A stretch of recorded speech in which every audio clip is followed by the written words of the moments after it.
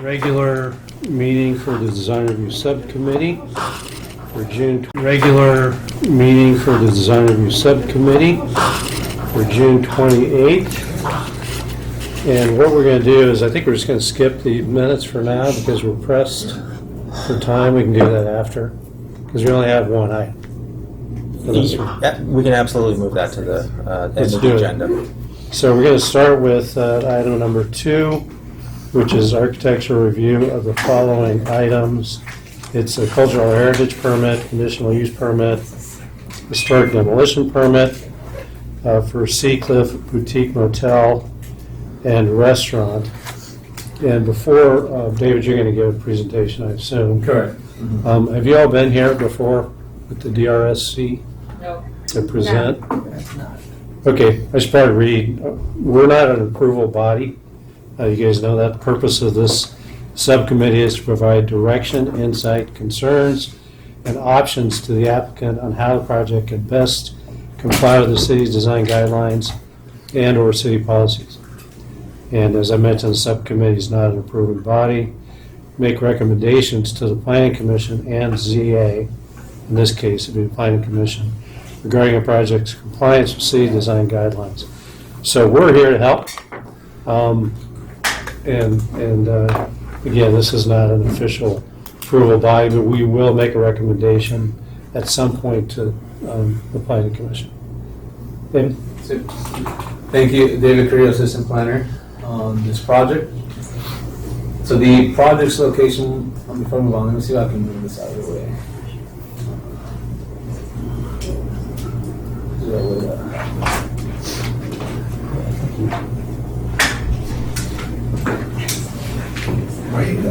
Okay.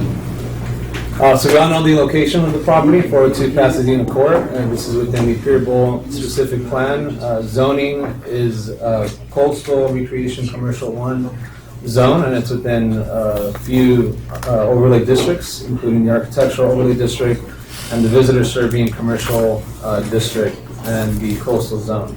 I also want to highlight here in this screen that it is also within a public view corridor. That's the one identified as D on the left hand side graphic down at the bottom.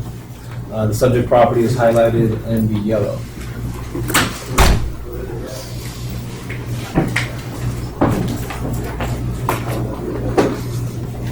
So here's another area of the property. Again, the subject property is highlighted in yellow. The red triangles indicate other historic properties, including the subject property, to show its proximity to those.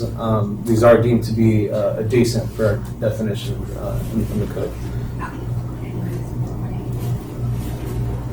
So quick background on the historic significance of this property. It was constructed in 1927 during the period of development known as the Ole Hansen / Spanish Village by the Sea. The presumed architect is Virgil Westbrook. This is not, it hasn't been confirmed. There weren't clear records that he was the architect, but there were some building permits found in the later years showing that he was involved with the property. We of course have architecture that's consistent with the vision, Spanish colonial revival. Another character-defining feature that we call out in the survey forms and other reports is the garden with fountain and the runnel with flanking stairs. And we see this view to the right. This is a view from within the property, the private property, as if you were standing right behind the fountain, looking inland. It does have a status of 3B, which means that it appears eligible for the National Register as a individual property contributor or along with a district.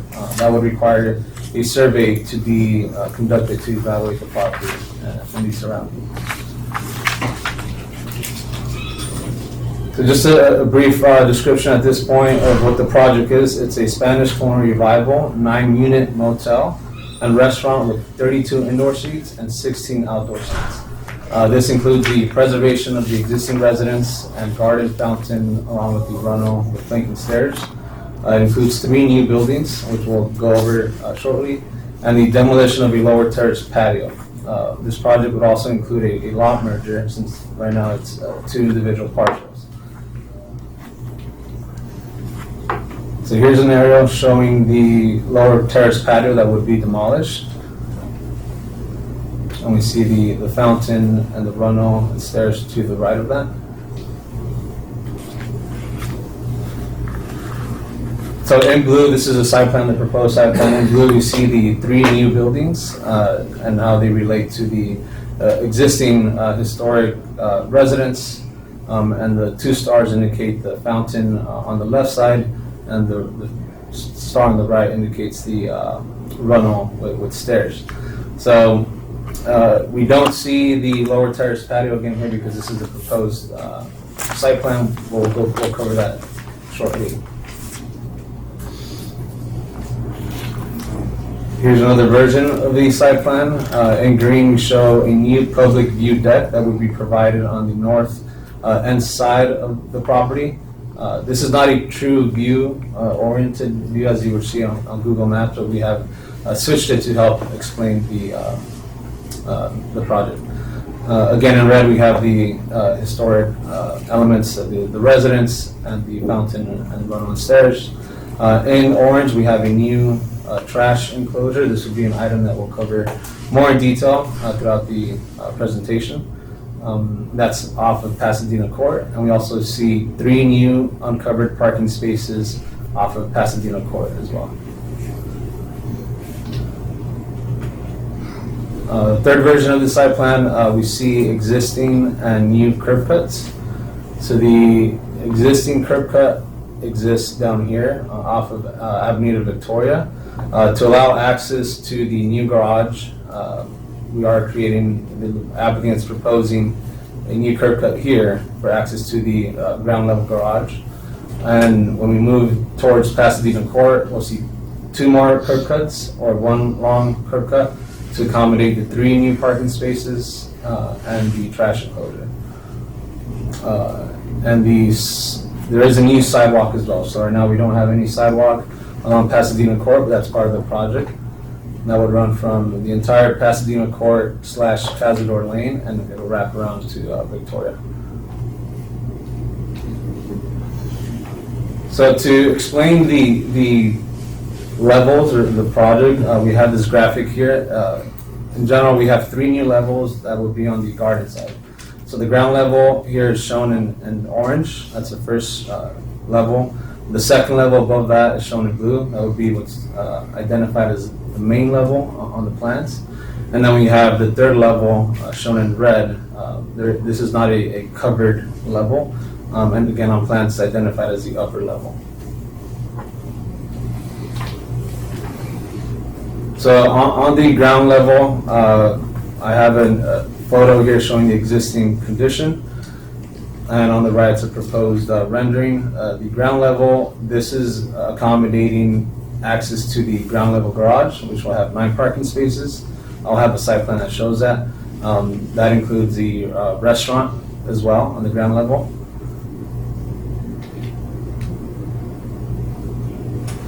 So here's the restaurant shown in blue. We have ingress and egress off of Victoria from that new curb cut that's proposed into the garage.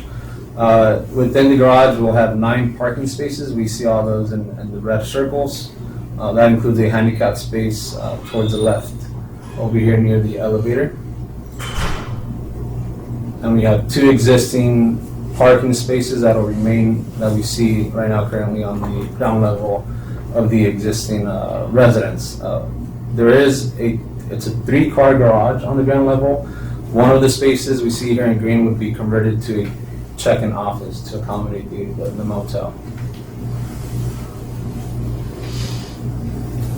So moving on to the second or the main level.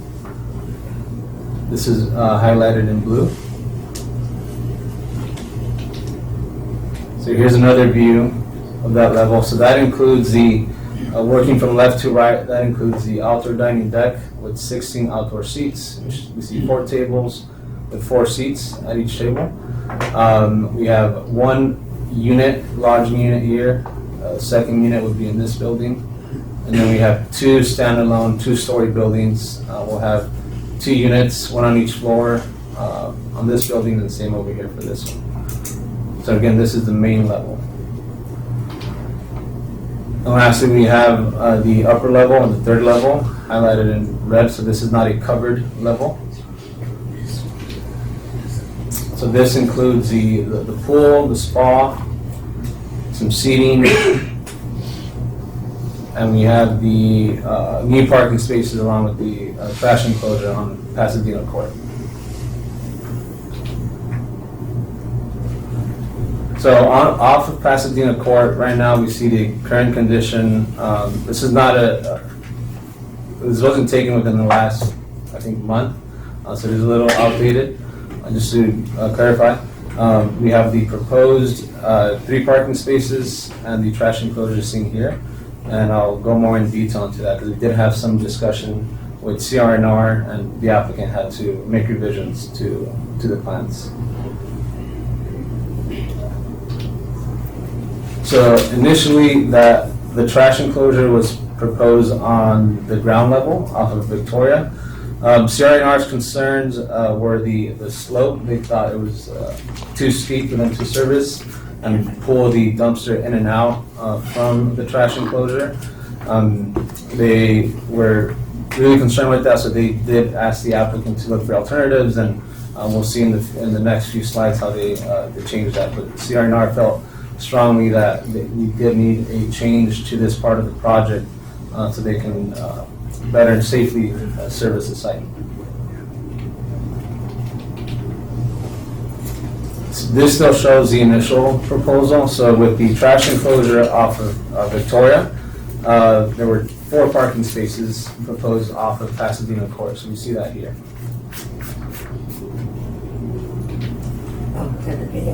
So with the taking CRNR's comments and responding to that, the applicant shifted the trash enclosure and is now proposing it off of Pasadena Court, which means that the 4th or 1 parking space from the 4 will be removed and taken back to the ground level garage.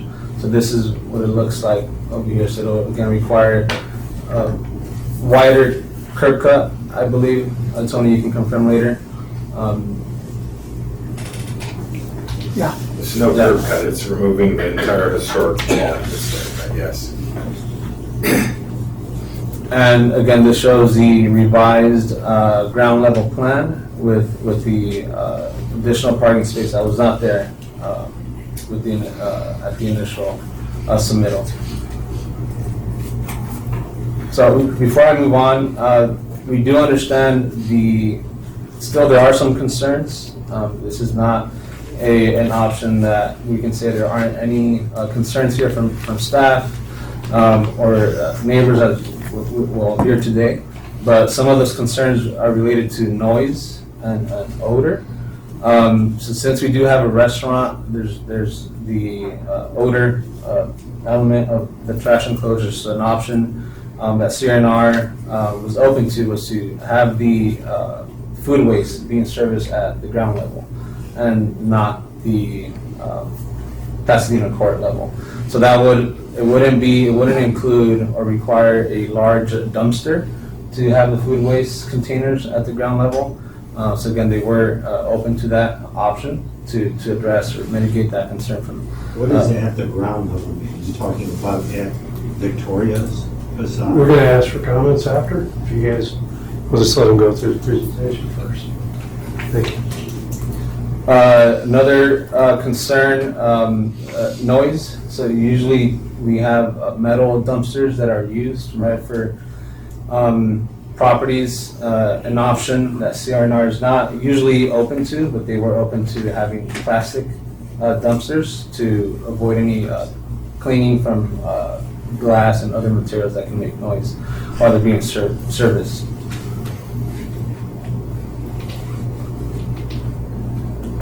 So as part of the Pier Bowl specific plan, there is a requirement specifically for this property that requires public access to the property. So this is what the applicant is proposing.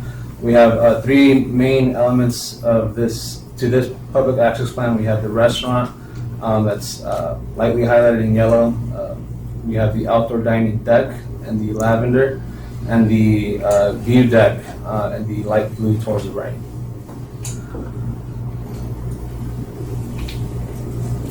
So the required permits are these three: cultural heritage permit. This is for new construction on a historic property. 2 within the architectural overlay district, and 3 within 300 feet of residential historic properties. The conditional use permit is for the Nemo Hotel, and the historic demolition permit is for demolition of an accessory structure on a historic property. In this case, it's the lower terrace patio. So staff's analysis includes all these regulatory documents. We have the coastal land use plan, general plan policies, the Pier Bowl specific plan, zoning ordinance, and design guidelines. There's 3 sets of design guidelines that staff reviewed. So the guidelines ask for what's on the right. This property, or any project on this property, must be visitor serving, pedestrian oriented, designed with Spanish colonial revival architecture and site design, must maintain and improve coastal public access, protect coastal and historic resources, and remain sensitive to public view corridors and the surrounding environment. This is also subject to the Secretary of Interior standards. We do have the applicant's historic preservation consultant on the call. She's here via Zoom, so she'll speak more on that end. But the GPA is a consulting firm that prepared the historic resource technical report, and in that report they concluded that the project is consistent with these standards. And again, Audrey will elaborate on that shortly. Regarding development standards, the project is compliant with all development standards, which include parking and height. I do have some graphics that elaborate on those two. However, there are 2 setback requirements that are not being met at the moment. One is off of Pasadena Court and Victoria. So for parking, the total parking required is 16. You see the breakdown here in the table on the top. We have 3 parking spaces that are required. I'm sorry, it's 9.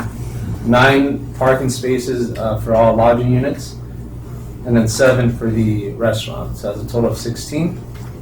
And the parking provided, there's 2 parts to the parking provided. One is the parking on site that's provided. That's 14 parking spaces. And then per the specific plan, we do allow adjoining street parking spaces to count towards meeting parking requirements. So there are 14 on the street that they're using for that credit, so that makes 28 in total.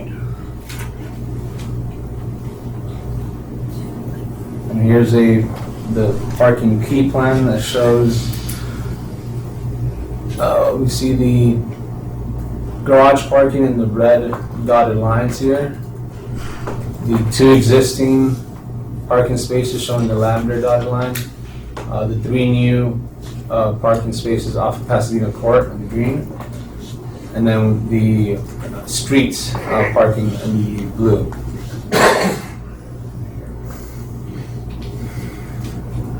So on height, the requirement or the limit here is that the new construction remain below the existing height of the building. So here's a rendering showing that. The red line is just an extension of the highest point of that roof per this rendering. And here's a photo from the pier. Tony, was this from the pier? That's correct. Yeah, the photo from the pier. And here we have it's a simulation showing the project here. So again, I'll toggle back and forth. And we have the red line, which extends the highest point of the existing building.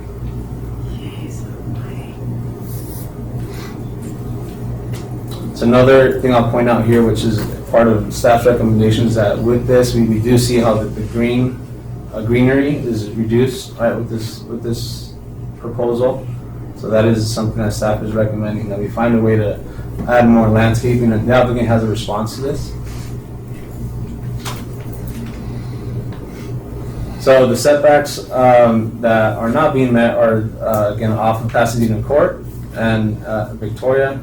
Off of Pasadena Court, it would be the new trash enclosure, which must be at 20 feet.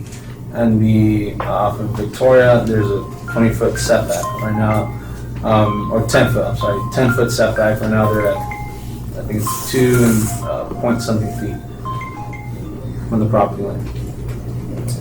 Lastly, there's a public view corridor, which I mentioned at the beginning.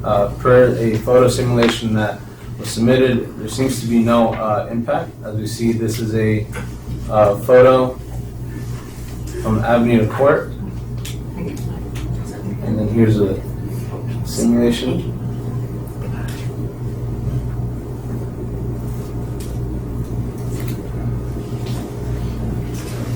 I won't go through all of these. I think through this discussion we can touch on every single one. But we do have a total of 9 recommendations. So that concludes my presentation. And I'm aware that Audrey from GPA needs to leave at 3:45, so I don't know how, Chair Camp, how you want to run that? Does the applicant have a, Yeah. is it a lengthy? No. Well, I have 4 minutes and then we can do Audrey and then we do Tony just to get Audrey out. How's that sound? Sounds good. Mine's about 4 minutes, if that's okay. Sure. Great. I'm Jim Holloway. I'm part of the team that's been involved in about a year-long process developing this plan that you see today. This is Larry Dunwald. He's the owner of the property. He's a local San Clemente resident. He's owned several homes in town and is excited about this project. His wife is quite interested in historic preservation. He's got a whole library on tiles and Spanish colonial revival architecture. Tony Massaro, I just call him Tony, but he's the project architect. And then soon we will have Audrey, and just to introduce Audrey a little bit, I've asked her to touch on her credentials. I think her credentials are impressive and they will be important in the context of this particular project here. Behind me we have Larry Culbertson, and Larry Culbertson's made some comments about the owner being callous in the development of this project, and it's called the project of Taj Mahal. I think that a fair analysis of this project would dispel those characterizations. And I'll usually try to take the high road, but I think for the record, Larry and on Historic Society letterhead has made some comments, and they're factually incorrect. I need to correct those for the record. The first one was that we were going to remove the stairs, the runnel, and the fountain. That's factually incorrect. You saw the slides just now. Another characterization that was made was that 2005 was the last time they objected to a project. Factually, the Historic Society has objected to the recently opened Rare Society building on Avenida Del Mar, and they have objected to the Publix building on El Camino Real, which was the old San Clemente Art Supply building. That's now opened. So that was a mischaracterization that they made. And the last one that I wanted to touch on, the publications that were put out by Larry indicated that there was a project on this site in 2005, and that project was opposed by the Historic Society and shot down by the Coastal Commission. I think it's really important to note that the reason that the Coastal Commission shot that project down was not because there was additional development on the site, is because the uses that were proposed were not visitor-serving uses. And since then, 15 years ago, the city has updated codes and policies to indicate that this project and this site needs to be CRC 1, which is Coastal Recreation Commercial. And that's embedded in your land use plan, your local coastal plan, your Peerable specific plan, and the CRC 1 zone, which applies only to this site. It has to be commercial, recreation, visitor serving use. So with that said, I think it's important to say that I personally think it's really important that the Historic Society has a voice in the community. I wish the Historic Society was more careful with the facts and representations that they make when they're commenting on projects. Okay, on to more pleasant stuff. David touched on it, but what are the standards of review for this project? There's many layers and standards, many layers of policies and codes that we have to satisfy. There's the general plan, there's the local coastal plan, there's the Pure Bowl specific plan, and then this very specific CRC1 zone, which applies only to this site. Then you have your green building codes, which have ADA access and solar applications, etc. You have your San Diego Regional Water Quality Board, which governs how we treat water runoff. And then finally, we have the California Coastal Commission. This project, I'm pretty kind of proud to say, satisfies all of those policies, all of those codes, and actively advances many of the policies that are embedded in all these documents that I just mentioned.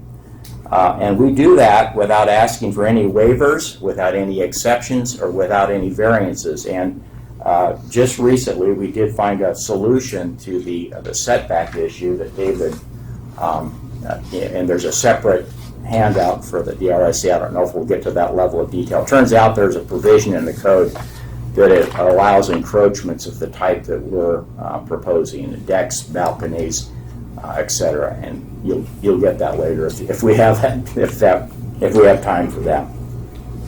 So no waivers, exceptions, or variances to any of the codes or policies in those many layers that are the standard of review.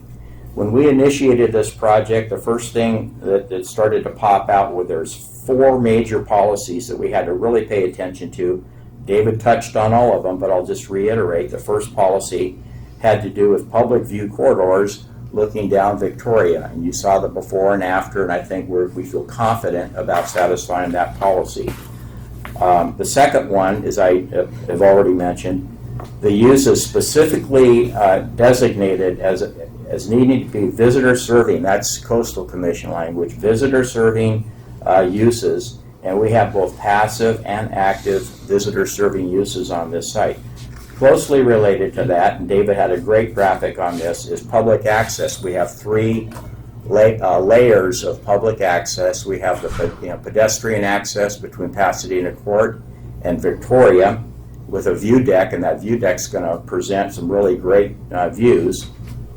The second level of public access would be the dining and view deck associated with the restaurant. And the third level of public access would be the interior plazas around the fountain. That would be for the lodging guests. So I think we've covered public access pretty well. The last item, the big 4 policies, is rehabilitation of the historic cultural resources on site. And the key resources on site are the home, the stairs, and the runnel, and the fountain. And I got to say, the project that you saw on the screen today was not our first design. We've gone through many, many iterations of this. For instance, one of our first designs did not have a runnel.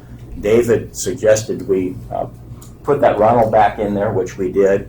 And then much later in the process, Audrey found a historic photo of the home, and we weren't aware of it, but we're going to make, and you'll see the graphics, but we're making significant improvements to the historic home, which brings it back much closer to the original character of that home.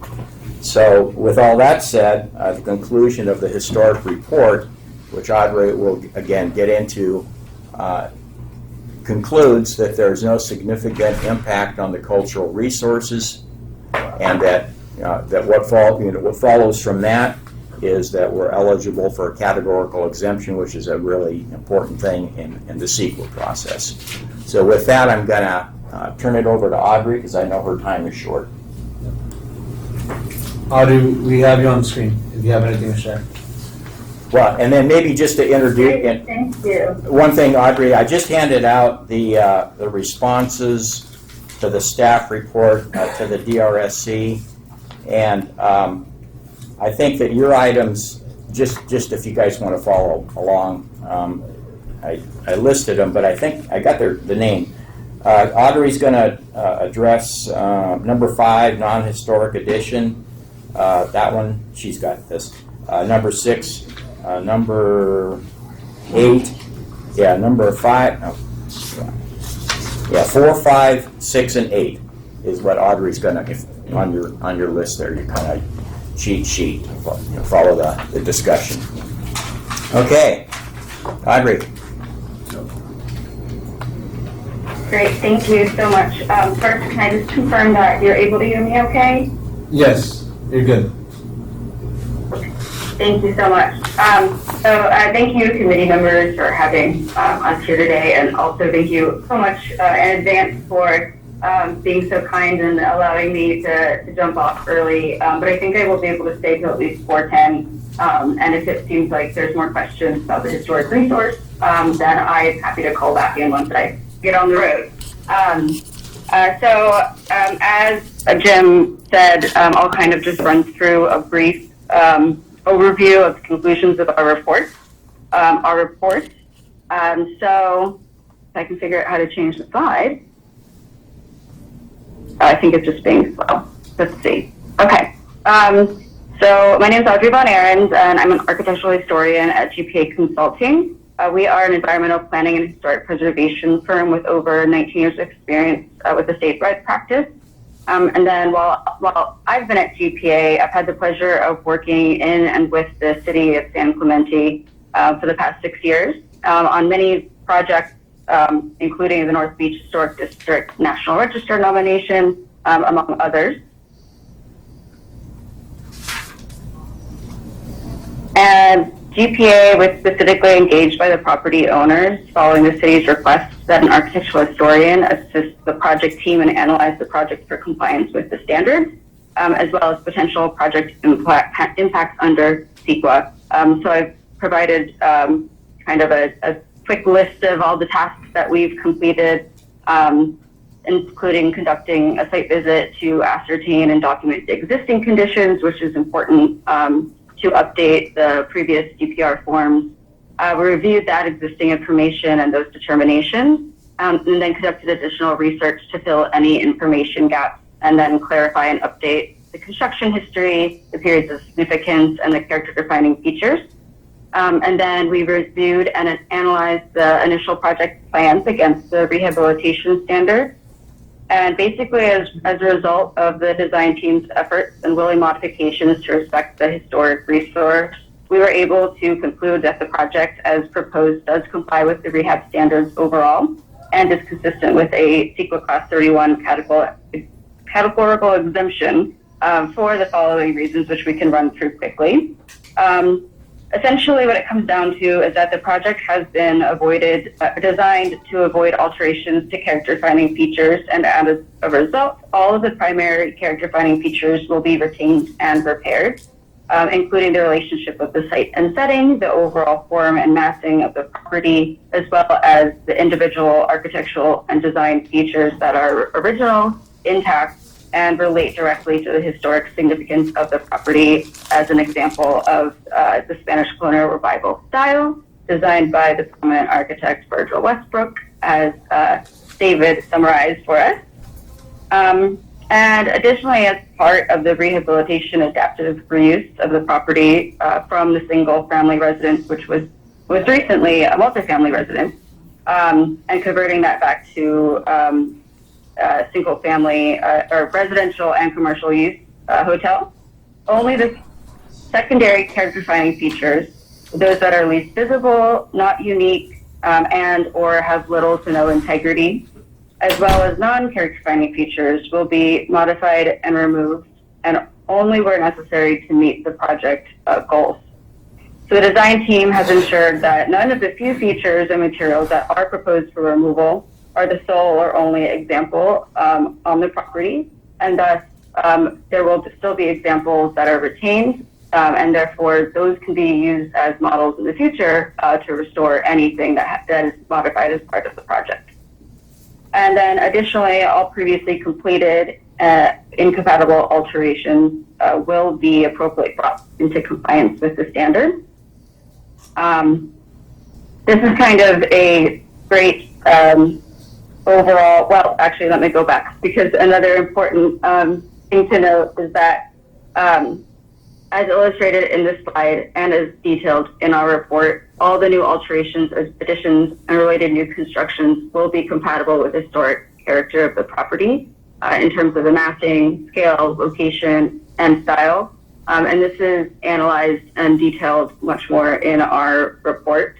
But in fact, from looking at this comparison of the original photo from a year, I think it's a year or two after it was constructed, compared to the proposed rendering, the proposed project actually conceals existing adjacent construction that is incompatible and restores the historic setting in terms of adjacent properties and the Spanish colonial revival style neighborhood. And then lastly, the property owners have shown that they are great stewards of the historic property by going above and beyond the rehabilitation standards and incorporating voluntary restoration work as part of this project. And that allows for the offset of, while some features might be lost during this project, the integrity is sufficient overall by the end of this project by also restoring previously altered features and missing features to bring the residents much closer to what it looked as historically and its restored historic appearance. So in conclusion, it is GPA's professional opinion that the project does comply with the standards overall and therefore consistent with a Class 31 categorical exemption. And that overall the historic resource would retain sufficient integrity to remain eligible for listing as historic resource. And then I have some more slides prepared based on question and discussion if we want to go into some of the specific recommendations in the staff report. Otherwise, if we want to transition to specific questions, I'm happy to do that as well. Okay, thank you. And that's not all of the presentation we have. I think we can just, whatever question, you've got your staff report with the 9 recommendations, and there's also some kind of textual recommendations embedded in the report.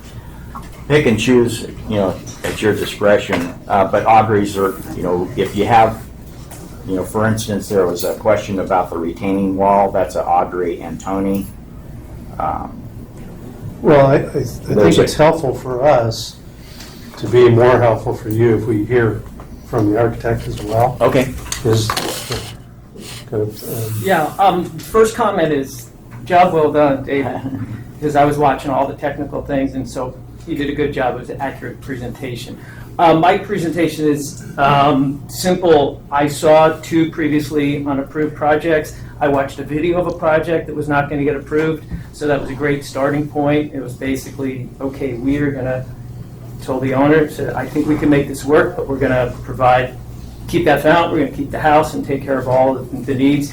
And in fact, my first letter, I actually went through the points describing everything that they were asking for in the description and the CRC1 and the Pier Bowl plan, and basically said, here's how we're going to do it. And so the staff's been really good. We've had lots of iterations, but just know that our intention is, we're trying to thread the needle, trying to make a viable project for the owner, trying to keep it historical, trying to make sure we hit all the city standards. And so our attitude is we think we've got a project, and we're here to keep working and make this thing a success. So you believe that this proposed project is an enhancement, both to, obviously it has to be viable, Right. but to the city in general. And just give us your sort of overall vision, for this project, both architecturally and, how it's going to serve the city Yeah. and be an enhancement. Well, Architecturally, it's Spanish colonial style. So I've been licensed for 30 years. I was fortunate enough to do a lot of high-end custom homes in Newport Coast, and part of the HOA requirements are you need a bibliography. You need to show authentic imagery, because everybody has a sense of, oh, this looks Spanish, but there's proportions, solid to void ratios, deep recessed windows, etc. So we ended up developing a really good library and a bibliography of lots of material. So I'm very familiar with this style. And I don't know if you've been to the OC Fairgrounds, but the Vanguard University building across the street, that was Marshall's studio project. And basically, I told the staff at the time, it's like, let's model this thing after the Santa Barbara courthouse, because they had a similar massing and size and irregularity. The point being that this is a timeless. If you do it right, the architecture is timeless. So. And they're also with that style, there's kind of a quirkiness. You could tell the house is not symmetrical, the original house. And when you look at that, if you've ever really studied a lot of Santa Barbara architecture or from this period, windows seem to be kind of randomly placed. And it's not like this Italianate symmetrical. So architecturally, it enhances it because it has the sense of almost like that historical photo that Audrey, the sense of a village, if you will. And that's why the other units are separate. I saw other proposals where they did a giant mass of a building, and that's exactly what we didn't want. So I wanted it to give the feeling of a village. So that's why I think aesthetically it's compatible, because it has that sense you're kind of downtown. If you go, all these shops are close, there's a certain density that's nice. And then as far as the usability for the property, we're providing a promontory that's on that little peninsula. That's just, the owner's providing that, making this is a city enhancement for all the people that like to go and look at the sunset. Here's a nice spot where they can go, but they're not going to bother anybody because it's off on that one piece of land that's sort of in the middle of nowhere. So that's a public service that's providing the view deck for the restaurant. While we show restaurant seats there, the public's welcome to go on there, and that's why in the exhibit that David showed, it was colored that light blue. The light blue meant anybody at any time could be taking a walk and go up there and catch a sunset. So so I feel like we've really done a good job providing this space for the public. And the last one, up at Pasadena Court, if you saw that before and after, and David, that Google Street View was from February, but we have a more recent ones. There's foliage. Once we put that wall up there to block at the edge of the parking, we're actually keeping that. You can put foliage in front of that wall, but it's enhancing, because as stuff keeps growing down the hill, they'll trim it to whatever max, but this is going to preserve it. It was on your early presentation of the Google Street Views.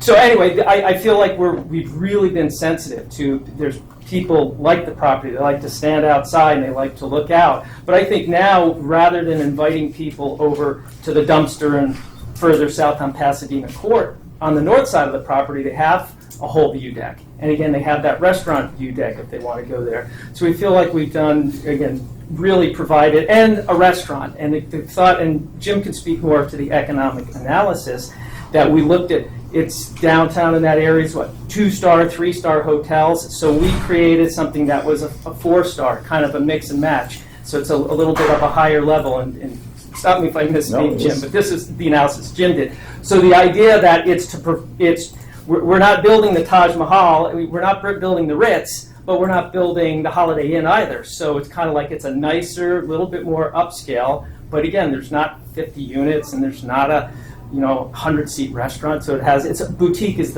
I think the right description. And so I feel like we're really. Can we just touch on the landscape briefly? How the landscape sets up the project? Yeah. On the perimeter, from the street, it's arguably lots of landscape up on Pasadena Court. Now, the comments that were made in terms of from the Cultural Heritage Report, we don't necessarily disagree with that. And if the comment was, hey, we get more green walls, and we've already started looking into enhancing it. In general, though, the Spanish colonial style is really solid to void. There's mostly white. If you've really studied a lot of these old buildings, in fact, it's almost it's an acquired taste, and it's an acquired skill for an architect, because we always want to add more windows and grills and really doll the thing up. And when you look at those, if you've studied any of from that period, the Wallace Neff or the George Washington Smith, it's amazing how much white wall there are on these projects. So I'm not personally not bothered by so much white wall. However, we're wide open. We could easily enhance the landscape and increase the percentages of green. Okay, thank you. We're going to start with questions we might have for the applicant. Or should we? Probably should do it for the historic, Yeah, if you have questions for since Audrey. they've got to leave and we can continue on. You have it? I do. This is for the historic consultant. And my question just, you didn't address the let me find the date here, 95 historic report, where it talked about this being, let's see, it talks about the significance of the gardens and the being a function of the three historic estate homes, and how you address saying it's not a significant change, making this so it's no longer really an estate home with the garden and all, and is now a much bigger project on this site. Have you addressed that, or are you going to address that in your report? Audrey, he's referring to the DPR form. Yes, that's a very good point. Can I share my screen Yeah, go ahead. again? Yes. So that certainly relates to, then switch my slides again, the integrity, the question of integrity. And that's part of what we did as our initial research reconnaissance to make sure that the correct period of significance is identified. So basically we looked at those initial DPR forms, the criterion A and criterion C are what they were, the property was identified as significant under.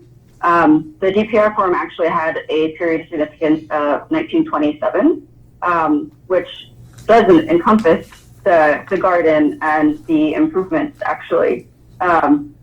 So based on building permit records, those weren't constructed until 1930. So following best practices in historic preservation, we assumed an extended period of significance to 1930, which would encompass the garden. The next step, what we do is take that initial determination. As we say in our report, we did not refute any previous findings. We basically adopted them, said, okay, this is what the property is historic as. And then we have to do an update of what the actual character defining features are, because 1990s, more than 20 years has passed. So we then look at, after the site visit, looking at the existing conditions, we then identify what the existing character defining features are. And character defining features can only be those features that are intact and still convey the historic significance. And unfortunately, as I showed in some of the previous slides, a lot of the character defining features of the original design are no longer extant or intact. Therefore, we only identified what remains and would be considered to have integrity on their own right to be character defining features. And that would be the runnel and the fountain. And really the historic relationship between the building and the site, because we've really lost the overall design concept. And then because we didn't do an updated evaluation, it wasn't part of our scope of work. We just assumed that it would still be eligible under that criterion. But in my professional opinion, if we were to do a reevaluation, comparing the historic design, the garden design compared to other historic properties of the Spanish colonial revival style, it really is not a great example of a comprehensive design. So what we've done is to keep the most intact features that are important to conveying the history of this residence and its location and relationship to the site. I don't know if that answers your question. It's kind of a roundabout way of going. So feel free to ask me any follow-up questions if I missed something. It kind of is, but I was looking at the 1995 report, and it talks about this house was built in 27 for one of the leaders of San Clemente social scene. It is one of the last extant examples of the several villas that were the showplaces of the Spanish Village, and was pictured in Ollie Hansen's real estate brochures and the August 1928 edition of El Heraldo. And so they're kind of clustering those three units together, saying, this is the last bastion of those kind of houses in town. And I just want to make sure that it's addressed. And I noticed in your report also you went through standard 9 but not up through standard 10 in doing your evaluation. I do believe standard 10 is included in there. I don't believe so in your It's report. probably summarized together. I think they merged it. But, yes. Because So we did with all the summarize, grading, we're going to standard have 9 to to be able 10. to justify all the grading, because it can't be taken back the way it was once all this excavation's done and mass grading. So if we're going to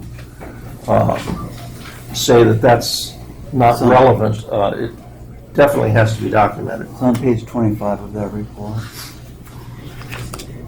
And I think you just went through 9.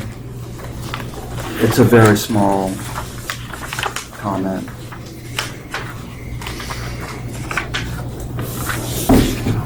But so I guess what I'm saying is I think some things have to be addressed a little more carefully on what they have to this point. Okay, so we can take a look at that and make sure that there's anything specific that you want us to address is addressed. But I think that the key here is we're following the rehabilitation standards. So under the rehabilitation standards and guidelines, it recommends that in order to meet your project goals, it recognizes that some features will be removed, and those features that are most appropriate to be removed are those that have already been altered or no longer retain integrity. And I think these photos are kind of a good comparison. It's pretty clear which features of the garden, the terrace, is still intact. That's the runnel, the fountain, which we've worked closely with the design team to make sure that we retain as existing. And then also repairing any of the tiles that are missing and restoring any, as well as noticing that the lower terrace portion, which will be removed, is no longer intact. There's a couple of the pillars from what was the pergola, and then the barbecue area is basically completely decimated. And so, that level of restoration, we're not following the restoration or reconstruction standards, we're following the rehab standards. So in order to combat the loss of these features, which is they're already lost, they don't retain integrity in terms of historic preservation. We work with the design team to restore what is intact, the residence, to the greatest extent feasible by restoring the main primary elevation. And so therefore, we're returning one portion of this property back to its historic significance. And that's all done, really quite voluntarily by the owners, even though, the southern lower terrace will not be part of the design moving forward. But new design is compatible in that it has been designed to still retain that relationship of the terrace site and evoke what was there historically.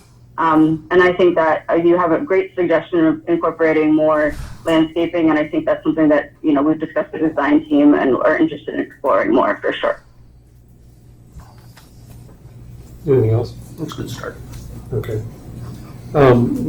Roger, you only have about 15 minutes left, I guess, right? So maybe we could take a couple of questions, historic questions from the public before she leaves. And if you can, just focus on historic, so maybe we can get 2 or 3.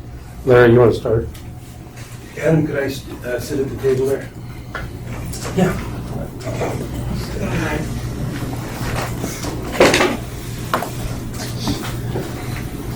I'm going to start out by saying I didn't quite understand everything Jim was talking about. I'm going to have to review the transcript and my correspondence.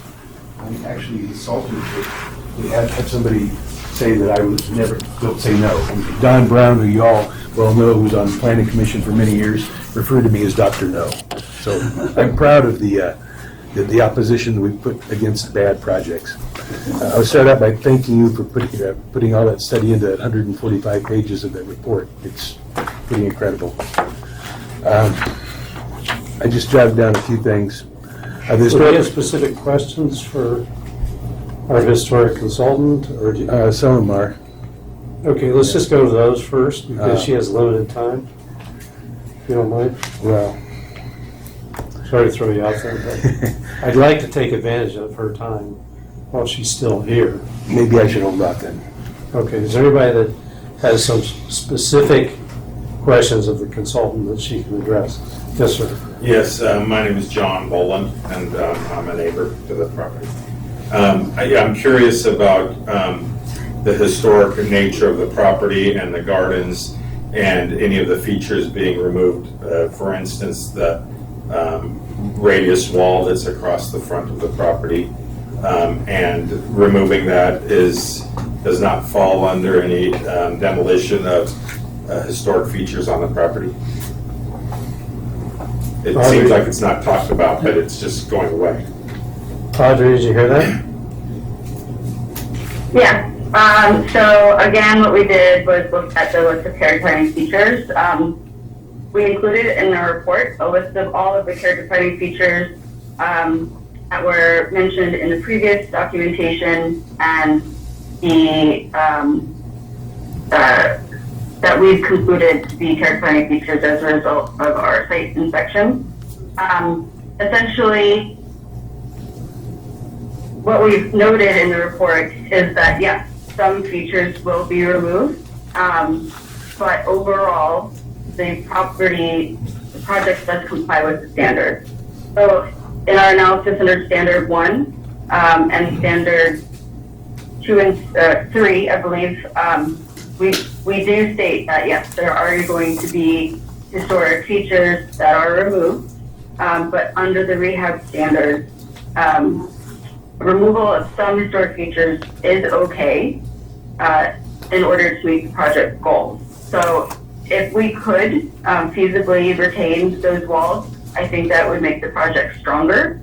But because of the reconstruction needed to accommodate the underground parking, which is required for the new use, those walls, according to our design team, cannot be retained. So that's kind of why we did push for more restoration work elsewhere, and also restoring previous alterations. And, you know, it's kind of a balance of loss and gain in this case. It's a very complex site, but this is kind of a great exercise, and that's why we really want to hear your feedback and if there are any changes that we can make to improve the preservation of the existing resource and also make this project work moving forward. Okay, let's see if we can get a couple. Let's just see if we can get a couple more. I think, just to clarify, I think that question might have gone to the wall on Pasadena Court. And the trade-off there is, you know, that's subject to discussion, I guess, but you could keep that wall, but you'd lose the parking that we've put on Pasadena Court. Okay, let's try to get another. I have a question. You indicated that the waterfall, which you have a different name for, is going to be safe. how can it be saved when that area around there is going to be totally excavated? I can answer that. There's the two Mr. elements. Mayor Tony. Yeah. There's the fountain and there's the stairs with the runnel. The fountain, we will be temp shoring, protecting in place. The runnel, I mean, those stairs, it's literally just a stair on grade. That's a stucco with the adobe tile cap. We are proposing to rebuild that. But if you look at the plan, it's in the identical location. The top of the stairs, the mid landing, they're all the same. So it's impossible to keep those stairs, but it's like I said, it's literally a stair on grade. But the same shape, the stepped exterior plaster wall is going to be maintained. The fountain will be protected, though. And I'll also add that, the features that are, like Cody said, the features that are used are common materials, really. It's the overall design that's important. So you have the very clay quarry tile top on the concrete stucco clad walls. And this is also part of one of our recommendations to ensure that this project complies with standards moving forward, is to do construction monitoring and documentation as the project moves forward, to make sure that things are being removed correctly, documented. We recommended, salvaging any features that are removed for reuse to the greatest extent feasible, and then anything that could potentially be damaged during demolition and new construction would be reconstructed in kind to match the feature that might be damaged. So construction monitoring and salvage report is definitely a recommendation, given the amount of intervention needed on the site to make the project happen. Okay, that's helpful. Does the reconstruction need to take place in the exact same location and configuration for it to be, I guess, a valid replacement? It would be imperative. It would be imperative because the relationship to the residents. The west wall of the residence has the wall fountain, and that's what connects down to the stairs and runnel, and then the fountain, the lower fountain. And that relationship is intact and very important. So that would be something that we make sure is reconstructed in the existing location. Okay, we have time for another. Can you say your name? I'm David Nielsen, resident and owner of another historic property.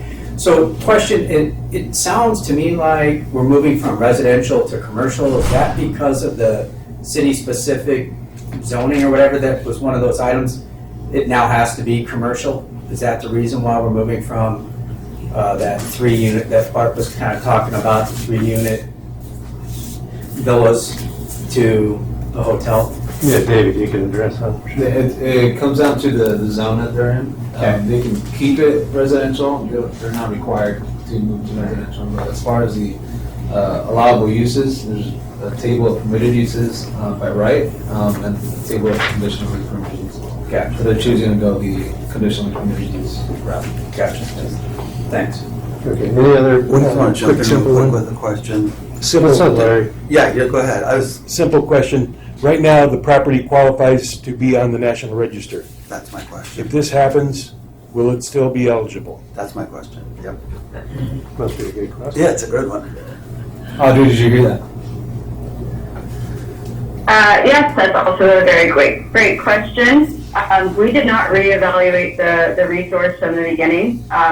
In my professional opinion, I think that it's lost too much integrity to actually be eligible for designation in the National Register as is. And what we were looking at is the local determination and if it would still be eligible for its existing designation, which would be the case. And then also for the National Register, we would be looking more so at the historic residence rather than the terrace garden, because the terrace garden's already lost its integrity. So the answer is yes. I'm sorry, go ahead. Audrey, can you explain what it means to be on the National Register? In what aspect? To be on the National Register, there is absolutely no regulatory conditions to being on the register. If you're on the National Register, you can actually demolish a building. There's more regulation for local designation. Is that what you're? Or do you mean more the historic merit? So if we were Probably both. evaluating this building and if we were evaluating the building for historic designation, for National Register historic designation, it would have to include a detailed comparison of this site and garden design to other Spanish colonial garden designs. If you were to even just do a quick Google, you would find that there are a lot of similar examples, and this is actually a very simplified design as it was originally designed. And then if you look at it today, you've already lost what was actually a pretty simple design and many of the features that were there. So as is, I, in my professional opinion, it actually would not be eligible for the National Register. Is it So true we could that they certainly can, do a full reevaluation, but that was outside of our scope, as is. okay, because if they, this is Bart Candle again, one of the commissioners. Landscape, I think, can be replaced in kind and still be considered historic, is that correct?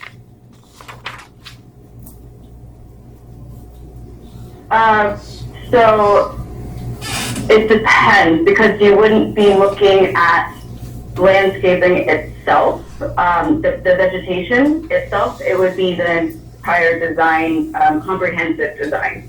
So when you're looking at a designed garden, you can't just necessarily look at the individual features. It's the entirety as a comprehensive design to what the architect or landscape designer originally intended. So taken together with the loss of the vegetation, with the loss of the, probably one of the most prominent features was the chimney stack, apart from obviously the fountain itself. And actually, as part of the proposed project, we should also mention is that we would like to restore the fountain portion that is missing. So the water feature is gone, but using the historic documentation, that will be restored. And now I lost my train of thought. Oh, yeah. So if you had all of these other hardscaping features intact still, and it was only the vegetation that was missing, yeah, then it would be appropriate to replace those plants in kind, or even with compatible plants in terms of massing or style, vegetation style, I suppose. It's not my area of expertise, but given that as a comprehensive design, there are too many components missing. The overall integrity, so each aspect of 7 aspects of integrity, it would be determined that it has insufficient integrity to convey the original design as is. Okay, so I think you're saying that it's really the overall landscape concept that you would evaluate as opposed to any particular feature and how it affects, the design, okay. I have one question. Correct. Yeah, if we determined that really the most important thing is at this point the relationship of the residents to the site, having that terrace step down to the ocean, having the residents still be the most prominent feature with those ocean views, and then of course the also direct relationship of how the house with the wall fountain on the west elevation connects and relates to the terrace landscaping through that runnel and fountain at the bottom. Okay, thank you. It looks like I think you're out of time. Audrey? Oh, yes, thank you so much. I will call We'll back still give in, you a so I chance to will at least be available if there are any questions. Okay, we may have to do that. Thank you, Audrey. Okay, absolutely.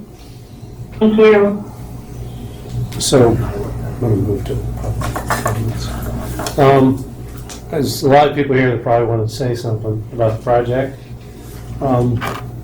We just want to remind you, this is our first look at this project. And, you know, it's got the triple whammy of, you know, heritage, cultural heritage. It's in the view corridor. It's got, you know, a lot of issues, so we have a lot of things to look at today. I would just ask you not to be repetitive. If you hear somebody make a certain comment, like, try not to repeat that so that we can kind of get through and get as many comments as possible. And I don't mean to miss you because you're sitting behind Cecilia there. So I'll certainly give you a chance to make a comment. And let's just try to be productive today and try to provide some direction. If possible, there's probably people here that are just totally against anything. But, what we'd like to do is move it in the direction, in kind of a positive direction. So just keep that in mind with your comments. I don't know, Adam, if you guys can add that. Just a couple things, Chair. The first is, we have a lot of people. Would you like me to set a timer for comments? And second is just a reminder to everybody, you just say your name before you start speaking. It will help in our transcription of the minutes. Yeah, as far as I know, the three of us don't have that time limit here today. But if we could make it 3 minutes, I mean, that's kind of what we normally allow for when we're at the planning commission meeting. So hopefully, I mean, if it goes slightly over, that's fine. I don't know who's going to be timing it. I will. Adam, okay. So, does everybody want to comment, or just a few? She wanted to comment. Okay. Why don't we start with the young lady that we met? I thought I was initially. Hello, everybody. I'm Mary Ann Comus, and I live in town for 37 years. Excuse me, my voice is not very good. Excuse me. Anyway, I've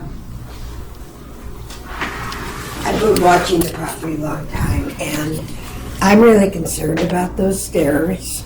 Are they all complete, all the stairs there? If this, all of it? It looks on the renderings that part of the stairs is not there. And she keeps on saying that they're not there, so we can't do anything about it because it's all gone. I think that's not right. I think they should be completely restored and go with that. And it's awful very big, so it seems to be too huge. Need to scale it down. Are you talking about the stair with the runnel? Well, the stairs is really the main part of the historical property. And if I understand, it's the only quote-unquote historic stairway in California. So if this might not be true or not, but she's left. But anyway, it's right up there, way up there. So those stairs are very important. Stairs out of time. Yeah. Okay, those stairs are in time. And they should be replaced with it. It's just saying that there's some, they can't repair them. I don't understand that. I understand that the owner did some things to the property before any approval. So to me, that's a big question mark there. Okay. Does everybody want to speak? We go, do you want to go just around and that way? I don't know who all wants to speak. I don't think. Right, we'll start here, and just if you don't want to speak, just say fast. Keith Gale, I live in the neighborhood. Well, no, let's start with this. I was going to start with Wayne. Always Wayne. God. Mayor Wayne. The rest of the... Okay, well, I have just some questions. Who are you? Wayne Eggleston. Have some questions with regard to staff. I know this is a design review, but since staff is here. Parking, obviously, half of the parking is on city streets that's already occupied by cars. How is that possible? That's number one.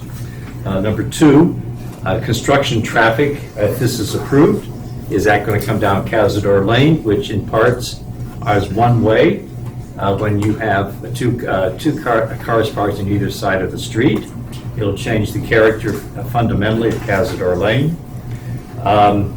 Excavation of this property is adjacent to coastal bluffs.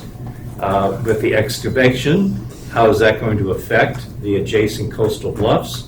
We've had tremendous problems here in San Clemente with that. And my last comment is, this project seems to be going forward even though there are numerous code violations. Why? Those are my comments. Okay. Sir? If you go the other direction, you're gonna probably cover a lot that I have, so I'll go next if you want me to. Well, you may cover a lot that other people have. That's true, also. Oops, my notes just went away. My first question. Can you state your name? Keith Dale. I live in the neighborhood. Is the trash enclosures, there was some talk about they're smelly and you're going to bring the trash down to ground level. What does that mean exactly? Are you going to have another trash enclosure on Avenida Victoria? Yeah, let me show a visual here so we all know what we're talking about.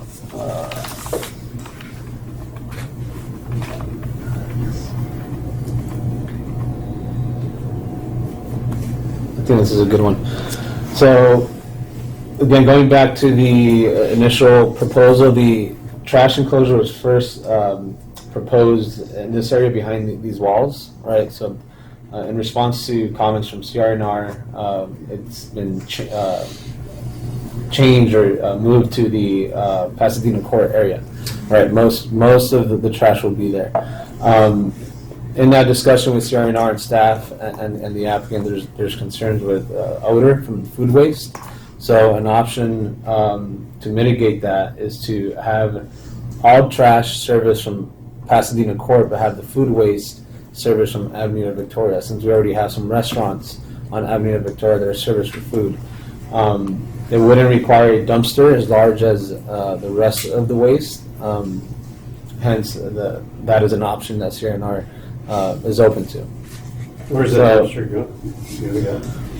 That is still we haven't really... Down in the garage? Yeah, we haven't really discussed that with the applicant. I let them know that it wasn't something they needed to do prior to the meeting, because again, this is a project that continues to evolve.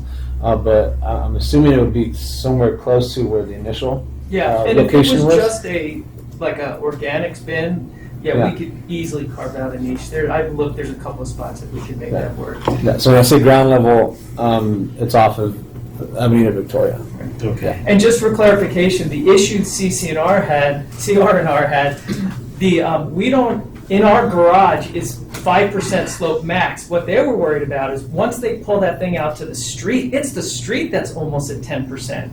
So that's when, I was talking and says, hey, I'll do whatever you want, but we can't change the street. That's why the Pasadena Court idea, they felt like, oh, try it up there. But I do agree splitting them up with the organics or going to smaller bins is probably a good bid ground. Next question, how is the project, I think it's Coastal Commission, they want the project to be sensitive to public view corridors. There's two of them here, there's Avenida Victoria and Pasadena Court. The Avenida Victoria slide is conveniently up there kind of right now. And it appears, is that it? Yeah. And do you have one with the original and then the drawing of how far into the view corridor you're encroaching? And can you enumerate how many feet above the initial, or what's existing that the new development's going into both? Actually, the corridor rolls down the street. If you look at the original map, this is further up the corridor. And remember, a corridor, it doesn't specify height. The corridor is... The corridor starts from the top of the street and goes all the way down. It rolls with the street. Dave, And sidewalk. your slide, your first So slide. that should come into play for both Avenida Victoria and Pasadena Court.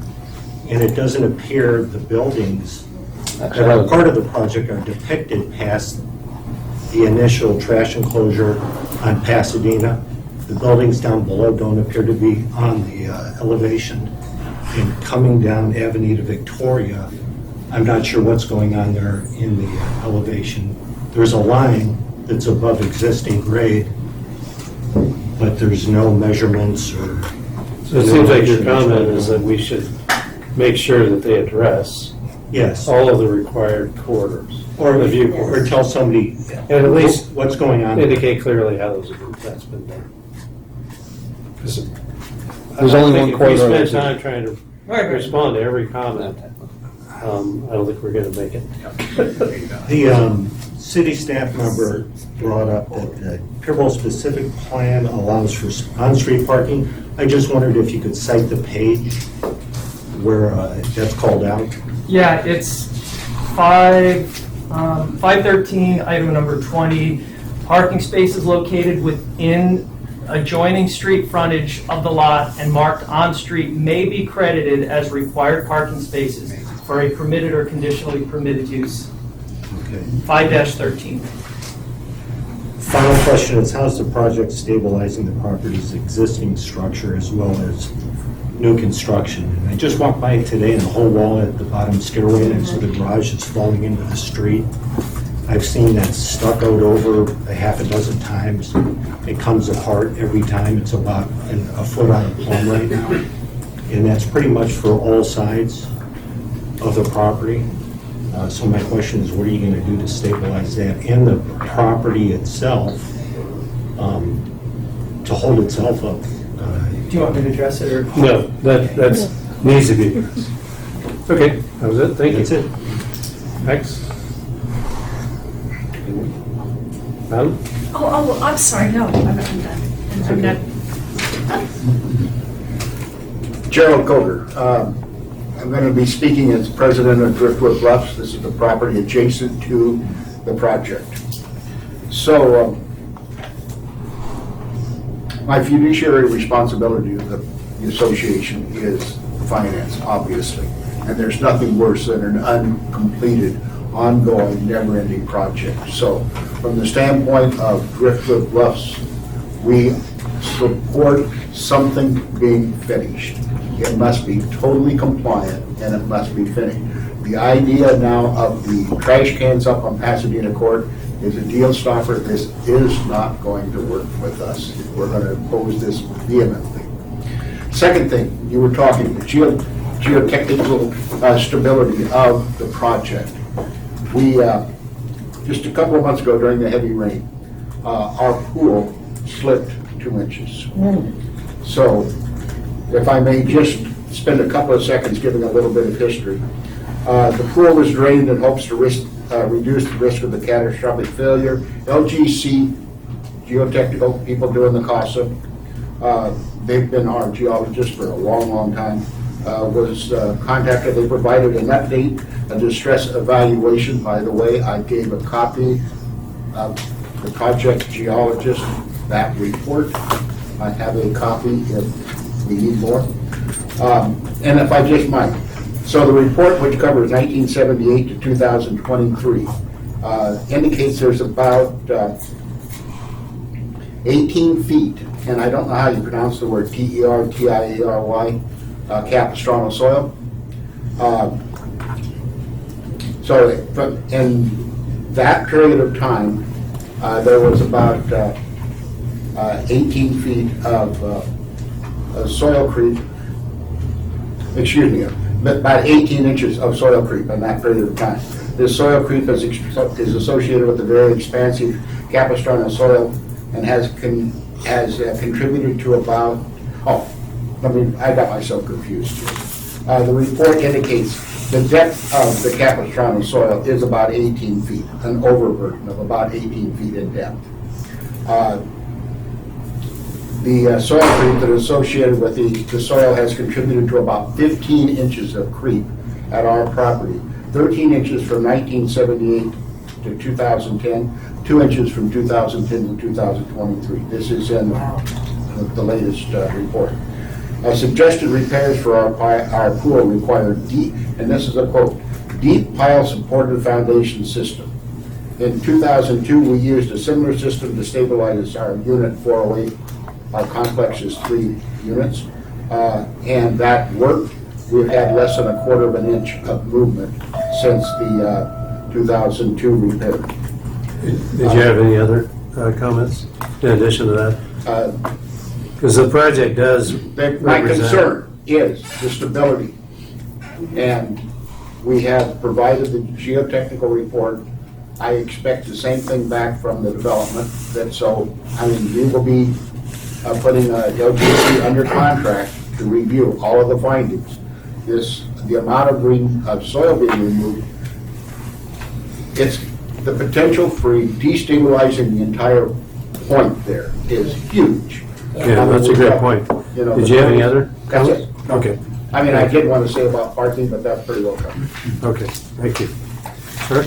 Hi, Mick Moran, I'm a neighbor as well. I just have one comment. I have a lot of them, but they've already been addressed. And that is just simply, is there a location proposed for the SDG&E three-phase transformer for the site? Good comment.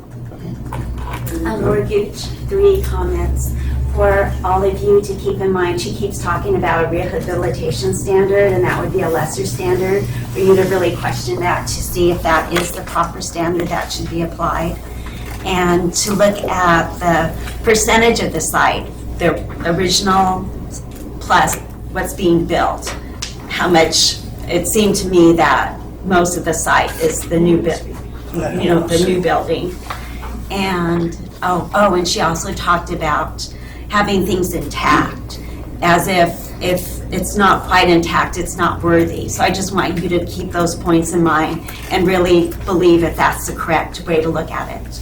Thank you. Georgette Corser. There's a very large Canary Island palm that I see in I have a photograph from yesterday that I took of it. I see it on your renderings. It moves, if it's the same tree, from the view corridor coming down Victoria. In the untouched one, you see it, and the other one is back further. What is being done about that tree? Good question. Did you have any others? Well, I'd like to say that I read an article recently by Jim's darling wife, Pat, who's fabulous, and it's an article that was in the newspaper, I believe, SC Times, that San Clemente, I could barely breathe with this thing, San Clemente is kind of short on trees. We had a tree canopy assessment done, and we don't have the number of trees that we should have to be a Tree City USA, which we are. And so losing a tree like that is a big deal if it's lost. And it's also relative to the history of that site. There's been a number of projects where they remove the trees and it changes the entire look and feel. So that's my point. Thank you. Sir?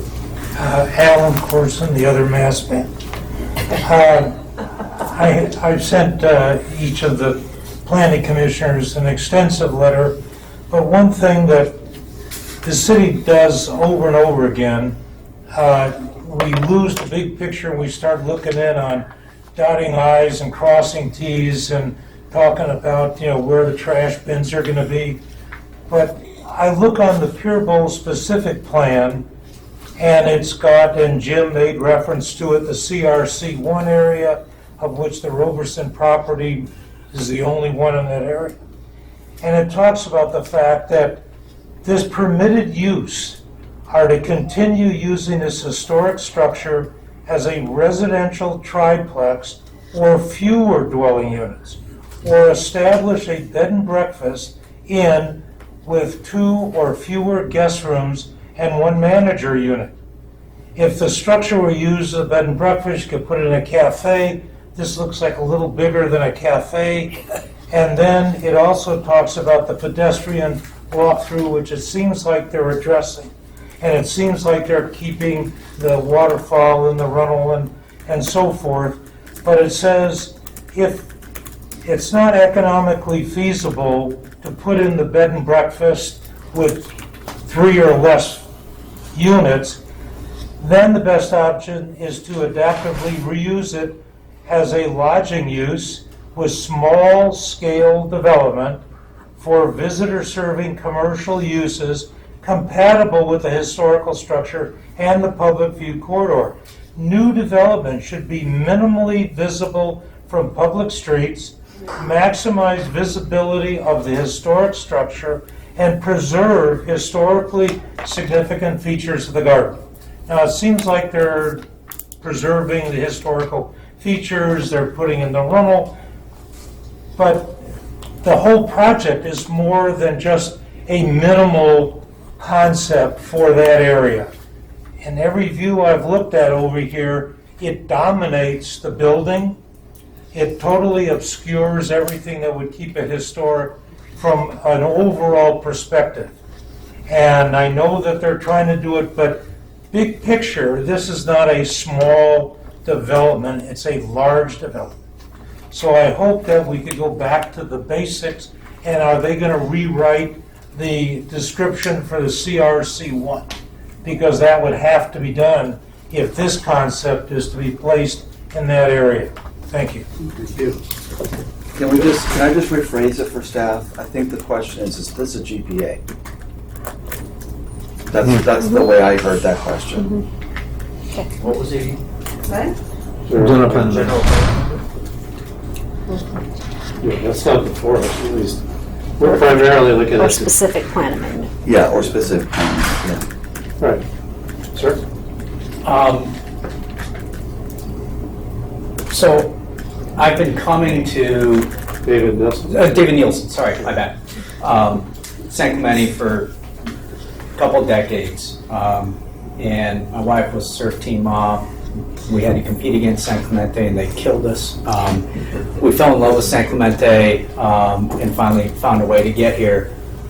That property has been a blight on our town ever since I started coming. So like the gentleman over here, I do hope something happens. Sir, I don't envy the position you're in. This is really tough. You've invested in it, and I wish you all the best. I want to see something go in. Quite honestly, I'd love to see a boutique hotel because we don't have a nice place for me to put my family up. We do have those 2 stars, and my family just isn't 2-star people. So I'd love to eat there. I'd love to go and take a view, look at it, but I do have concerns with us retaining the historical significant features of the property. And given the recent slides, I'd want to make sure that they've done the work necessary to ensure that we're not going to contribute to further slides. So I'm excited that something's going to go in, and I trust you guys to make sure it's in the best interest of our city and community. Thank you. My name is Drew Smith. I'm concerned about parking. Where's the hotel staff going to park? Where's the restaurants the staff from them? We already have the fishermen parking there already, and I just don't see there's enough room for this to. Yeah, that's been mentioned. Thank you. Yeah, my name is John Boland. I also live in the neighborhood. I have probably more things than you'll allow me to talk about. One question. What's that? Yeah, 3 minutes. 3 minutes. So all of a sudden you're going to enforce that. So my first comment is about the height restriction. I'm just curious, in projects that I've done in the past in the area, the height line, and maybe Mr. Luna over there can talk about that, or this gentleman, but it's going straight out from the height of the building, and it's not following the slope of the site at all. Is that really the way it is? It's not on any project I've dealt with where your height limitation follows somewhat the slope of the site. And I would like to follow up with some other questions after that. Well, that's a good comment. So we'll definitely address that. Okay. I think I'd like to thank David. I think he's done a very nice job representing the clients here, and it looks like he's presented a nice project. I'm curious on this goes way back to the site and the zoning change on the site. The site was rezoned without public notice, and I would love to have that looked into because it was not always the zoning that it is now, and the zoning was changed. No public notice was made. It was about the time Larry purchased the property. I was in a meeting at the time that it happened with Jonathan Lightfoot, and he had commented that it was changed yesterday. The zoning was changed for that specific lot only. And we asked, Jill might have been there with me, I don't recall, but we had inquired about that being public notice. Nobody was made aware, and they said, yeah, we think something was sent out. But that, and we were told by Jonathan at the time, that zoning change would almost assure that no development will ever be done to that site other than preserve the historical nature of the house. Clearly, it's almost the opposite of that. It's taking it from the zoning, which is the driftwoods, to a residential high density, to this commercial use. I'd also like to make the comment that there is some view corridor in that area. I know David will say there's not, but if you read your general plan, you will see that it does talk about preserving the view in that area. You need to read the language, and also in the Coastal Commission, there is language about anything between the sea and the first public road. That view is protected, and there is special language in there about that. And this will need to be addressed with the Coastal Commission, but it should also be looked at by you guys too. And I have a lot more stuff to talk about, particularly trash. Well, for sure the trash enclosures, for sure the public view. I mean, currently we're trespassing on city property because Larry chooses to have no trespassing sign on city property, which at one time they made him remove, but they put it back. But that sign, the planting hedges that are 5 feet tall, are all illegal. But as some of the other gentlemen mentioned, we're just going to continue like none of that exists and let him proceed with this project that really, no, you correct violations first before we talk about it. That's a historic wall. It should remain. And of course, trash enclosures. This now is the service entrance for his business. And the trucks that are already going to be there, stop by July 4th, why don't you, and pay a visit a few times on July 4th. You'll see about trucks parking and blocking the access and what it looks like there. And it's a great event that he puts on. He does a nice job with security and trash. I'm sure it's permitted because it's got a tremendous amount of activity there. But I think it needs to be looked at. But that property, it's a sad day that the public is lost. The city is allowing the public to use a 100-year view of that area right there, where people come, 30 to 100 people a day come to enjoy the gardens, which they can't do now because the hedges have blocked the view of the historic gardens, which I thought were protected. No, I think you make a lot of good points. Yeah, that's we're gonna move on to your neighbor. Hi, hello. My name is Amanda Quintanilla. I'm a resident of over 50 years, and it was not. Did you say 50? 50, over 50 years, yes. It's not considered a blight as it is. It really isn't. I grew up here, and everybody has come to see the Pier Bowl area for fireworks and whatnot. So it is not a blight. This project has serious issues regarding the significantly increased square footage of developed property with multi-level buildings. This would drastically increase the weight load on the hillside.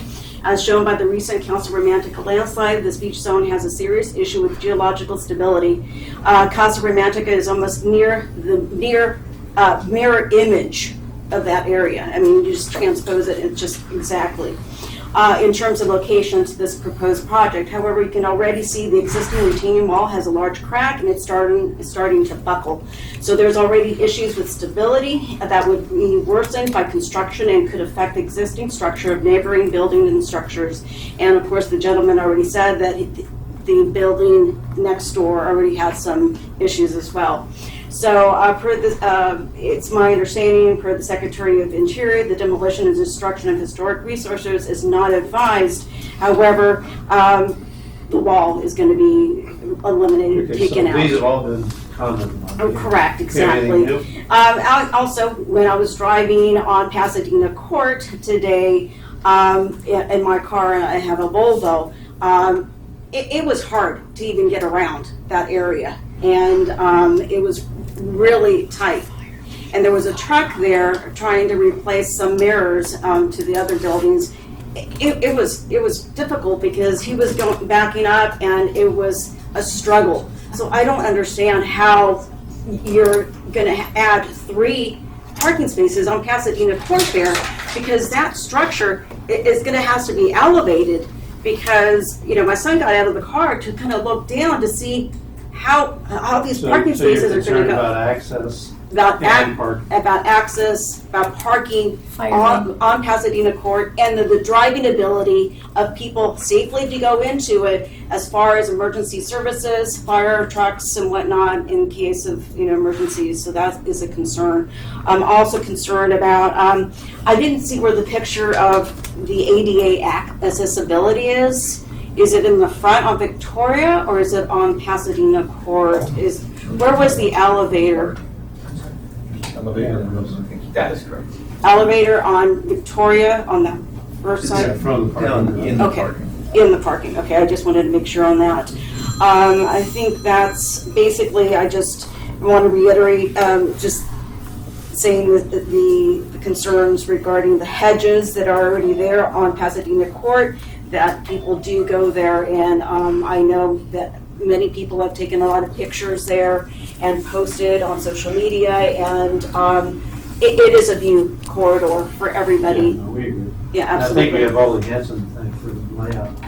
Yes. Streets. Absolutely. The small little streets, and it's just, they're so tiny, and it's hard. Thank you. Sir? Tom Marshall, I'm a resident of San Clemente. I'm just concerned, in light of what we continue to learn about the stability of our bluffs, if the city approves this project, would taxpayers be on the hook for any of the ensuing lawsuits that would come about? Yeah, no, that has to be addressed. That's a comment we've heard. Is that all you had? Yeah. Okay, thank you. Jackie Dooley, I'm a San Clemente homeowner for 37 years. We live in Short Cliffs, which has seen its own plethora of slides over the years. So we know that this is an issue endemic to San Clemente, including far from the bluffs. I'm concerned, my number one concern is about stability. And I would love to see a major article in the SC Times where all parties address how this has been studied and how you can be certain, if you can be, of course you can feel you're certain, or you wouldn't be going forward. Thank you. Good. Nothing? Okay, Larry, you're up. Whoa. Sorry, I didn't mean to wake you up there. Give me a little leeway here. I put a lot of time into this. Oh, sure. The Historical Society does not support this project. We believe that it would do irreparable harm to the historic integrity of the property. It would diminish our identity as a Spanish village. It would permanently tarnish our reputation as a city that respects and protects our historic properties. It's disappointing to me that city staff seems to be supportive of this project. Staff has not yet made a determination as to whether or not this project needs an environmental impact report. I believe that it does. The determination should have been made prior to this meeting. Staff has told us that they plan on obtaining an independent determination regarding the project's compliance with the Secretary of Interior standards. We believe that should have been done prior to this meeting. I'm also concerned that GPA Consulting, who has a historic preservation consulting contract with the city, is also the consultant on this project. I'm further concerned that GPA Consulting gave a presentation to the Planning Commission last Wednesday night on how to apply the Secretary of Interior standards to projects. They are now here presenting their interpretation of how this project complies with those standards. They say it does. Was the Planning Commission aware of this potential conflict of interest? Was the public made aware? There are several negative aspects to this project that would harm the Pier Bowl, but I want to concentrate on just one. That is the project's lack of compliance with the Secretary of Interior standards. Your most important goal as sitting as the Cultural Heritage Committee when you're evaluating a project is to ensure that it does not do harm to historic integrity of a resource, the properties around it, or to our identity as a Spanish village. This project would do all of those. In my opinion, this project is not consistent with the Secretary of Interior standards. I'll be the first to admit I'm a history buff. I'm not a trained professional, but I've studied a bit. It is important to know that the standards apply not only to buildings, but to sites, objects, districts, and landscapes. Vista de las Olas is extremely important in the history of San Clemente. We have 5 properties on the National Register. There are 8 others that qualify. This property is one of them. Of the 13 total, only a few have what would be considered historic gardens. The one at Vista de las Olas is as important as the Casa Romanica or Casa Pacifica gardens. The importance of the garden to the historic integrity of the property is demonstrated by examining the character-defining features laid out on the DPR form. This goes to what Commissioner Crandall was raising earlier. Attachment 5, that's the DPR form from 1995 that you referenced. The GPA's report, that's your attachment 7, on page 14, they compiled a list of what they thought were the important character-defining features. I believe that that list was heavy on the features of the building and not on the garden. Here are some of the features from the 1995 DPR form that I did not see listed on that, your attachment 7. This is on page 14 of attachment 7. I did not see the building spills over the cliff. The stuccoed walls terrace the hillside on either side of the building, the mature plantings, the arbors, the adaptation of the building and the gardens to the contours of the land. Larry, I don't mean to interrupt, but Yes. can you kind of summarize? Yeah. What I'm trying to say is that You don't like it? the GPA report missed a lot of important features. Trying to, basically what Bart was saying, what Commissioner Crandall was saying, that the report did not downplay the historic garden. Okay. Not the building. When you're considering just how valuable the garden is to historic integrity of the property, there are 2 other documents that should have been included in your packet. One of them is Can you this. provide us with your letter to, did you email that? I don't think you emailed that. I didn't. Okay, that'd be helpful. I'll do that. If you could do that. This is one of the 2 documents. The GPA report made reference to it. This was a report that was done in November of 2002, back when that project was, when they wanted, the 7 doctors wanted to build the bigger project there. Oh, okay.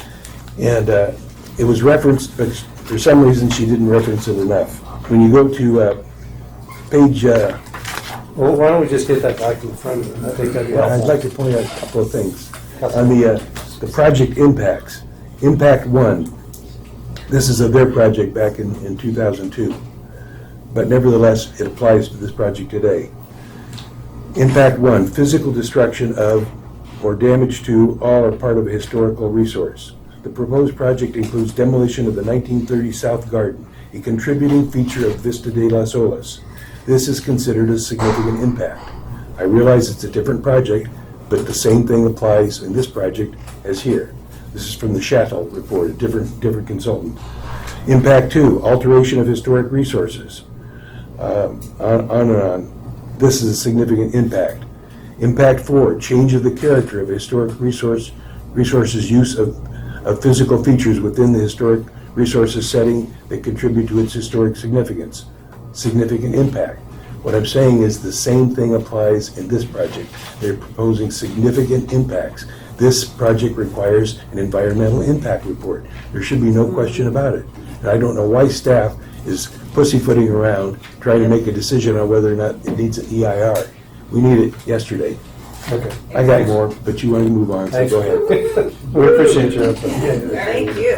Thank you, Larry. This is Audrey Von Aaron. May I comment on that? No, let's just get, Mr. Lynn, did you have a comment? I do. Let's just get through our folks here. My name is Jill Amarato. I live across the street. In 2012, I bought the property across from this project. And I went and met the city planners, which are different from the ones now. And they assured me that across the street, the requirements were the same that I would have for my home, because it was historic. And then somewhere along the line, I found out recently that the zone had changed and now this can go through. Probably. So I bought this home as a retirement home, not to live across from a hotel. And when I bought it, I did my due diligence on this.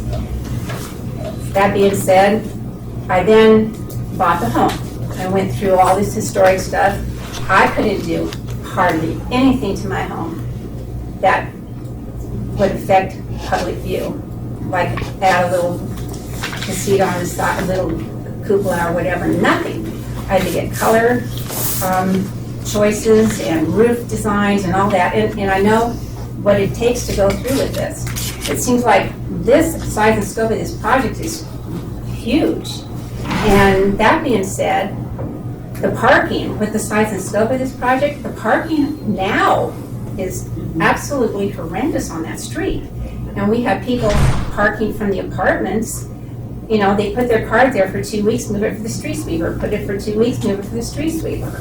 And then we have the hotel workers that are gonna be working there and the people that are gonna be staying there. All that's been said. Speaking of the expansive soil that we have, the land slips, so when you start to grade, I wanna know who's going to be liable for the damage to the surrounding properties. Who's held liable for that? Because I can see that's probably gonna happen. And we're gonna start getting cracks and all kinds of things with all of this grading. Lastly, Tony, I think, is that you are, I'm sure you're very proud of your work and everything. Would you live across from a hotel? I'd live across from this project, sure. Okay, so you also said that these view decks and the public area is available to all the public. The one on the north side, yes. So anybody and everybody can come to that view deck at any time, at all times. Okay, so your concern is public access? Public access, all the time, anybody. There's not going to be any control over it. There's not going to be people that are living in or are renting those units out. That's not exclusively for them. It's for anybody and everybody, and the public can go on that property anywhere, right? Well, she wants to ensure that the area shown for public access will be totally open. That's a good comment. So we're going to have 4th of July, everybody going to that deck. You better support it, pretty good. Yeah, if you can get on there, yeah. Okay, yes? Hi, Heidi Sheldon. Environmental impact report, I don't want to reiterate everything that went around the room, but that is something that I really feel is imperative. As well as the fact that I did some research and found out there's actually 3 different rail agencies that monitor that corridor, which has been closed for 3 weeks now because of the slip at Casa Romantica.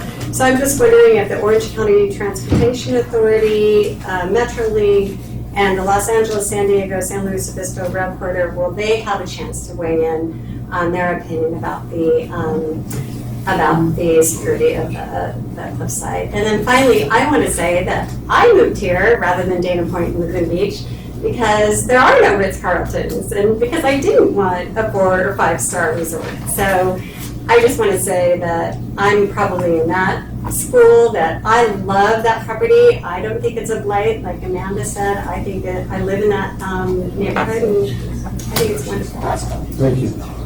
Sir? Anything else? Yeah, so my name is Mark Serba. I live at 410 Castlewood Lane. My family is on a property there for 36 years.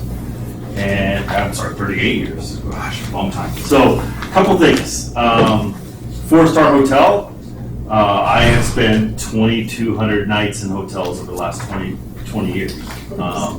So I'm familiar with hotels. And what goes with stars goes people working in hotels, right? And so a 4-star hotel is going to require a lot of staff.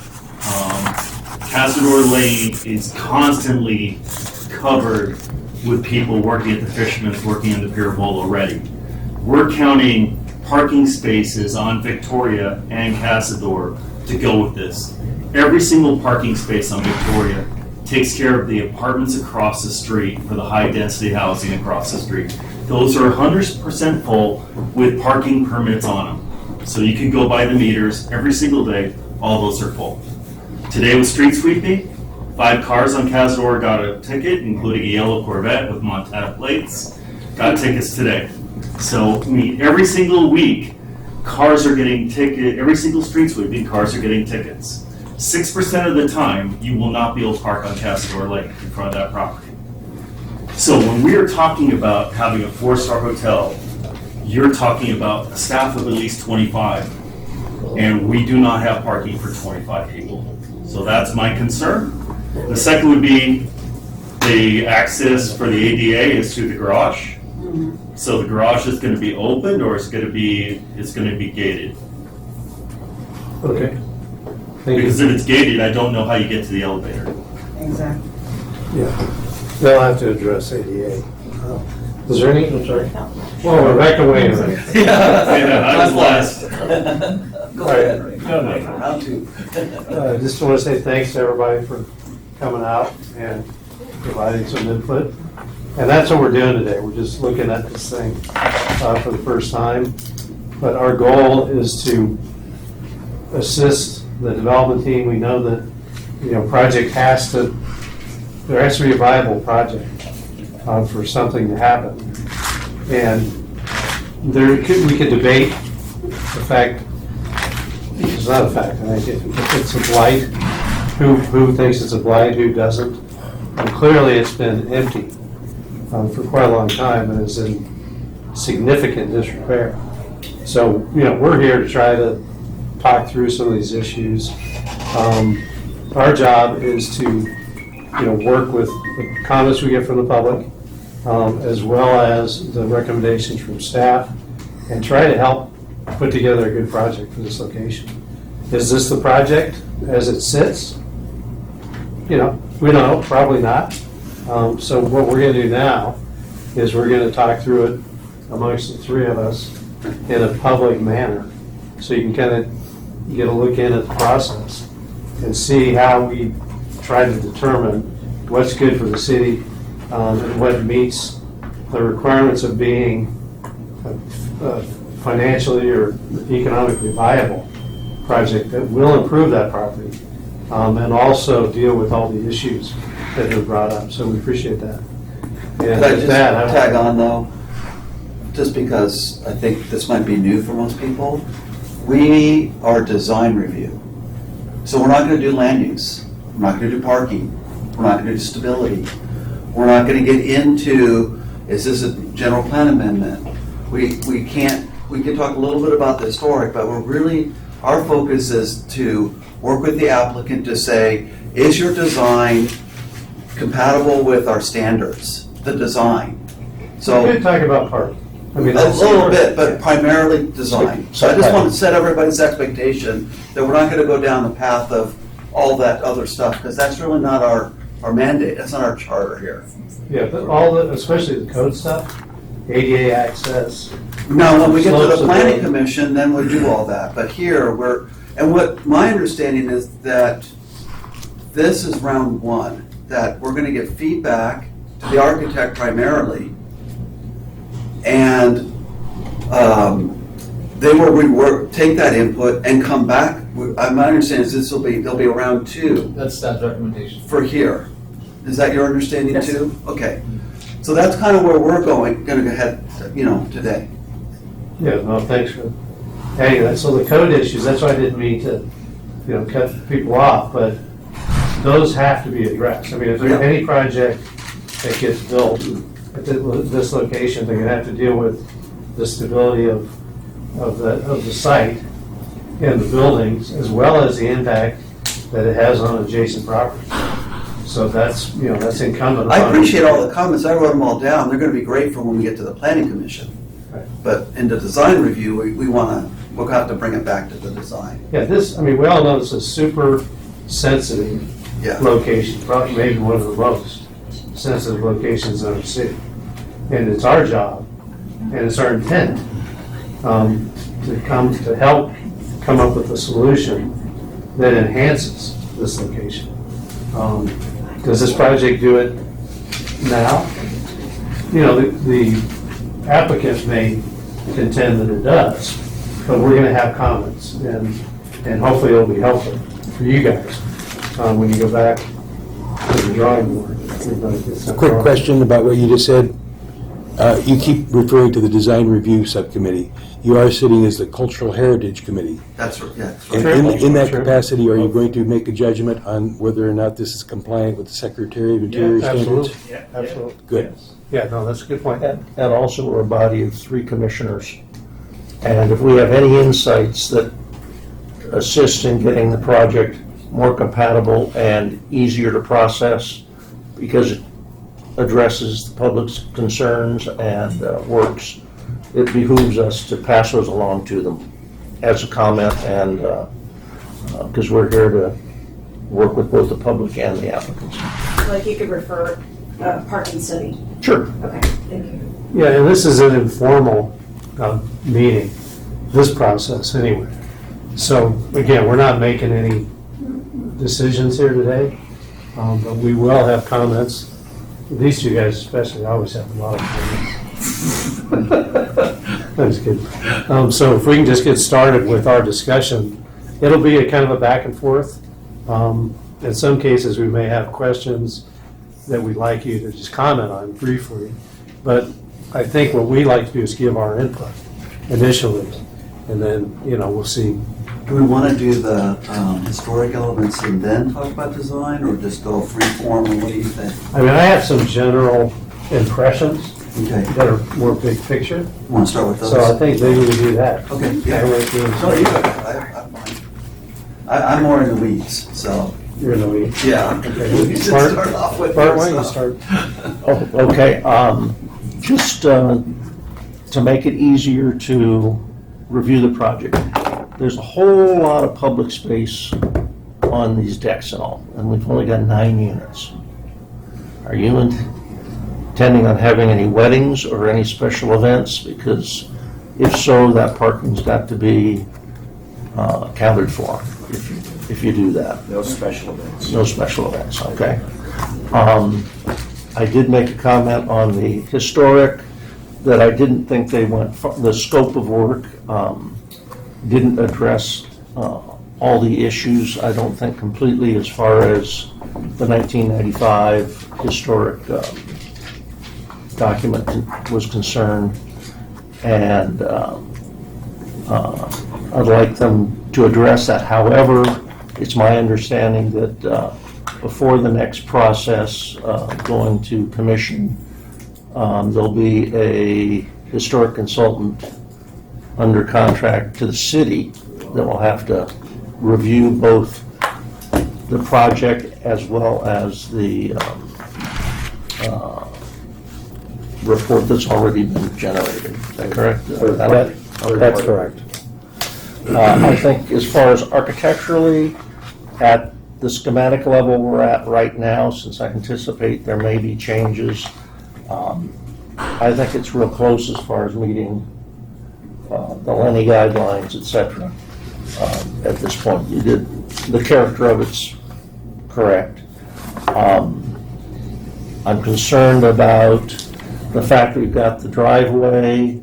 Now, the restaurant has no windows whatsoever, is that correct? No, there's not on the There's side. no view windows. No view windows, no. We're So- not allowed penetrations Okay. on that side, but there's views towards And I'm Victoria. curious how the restaurant works, because they don't even have a set of stairs to go up to the deck that you claim is a dining area.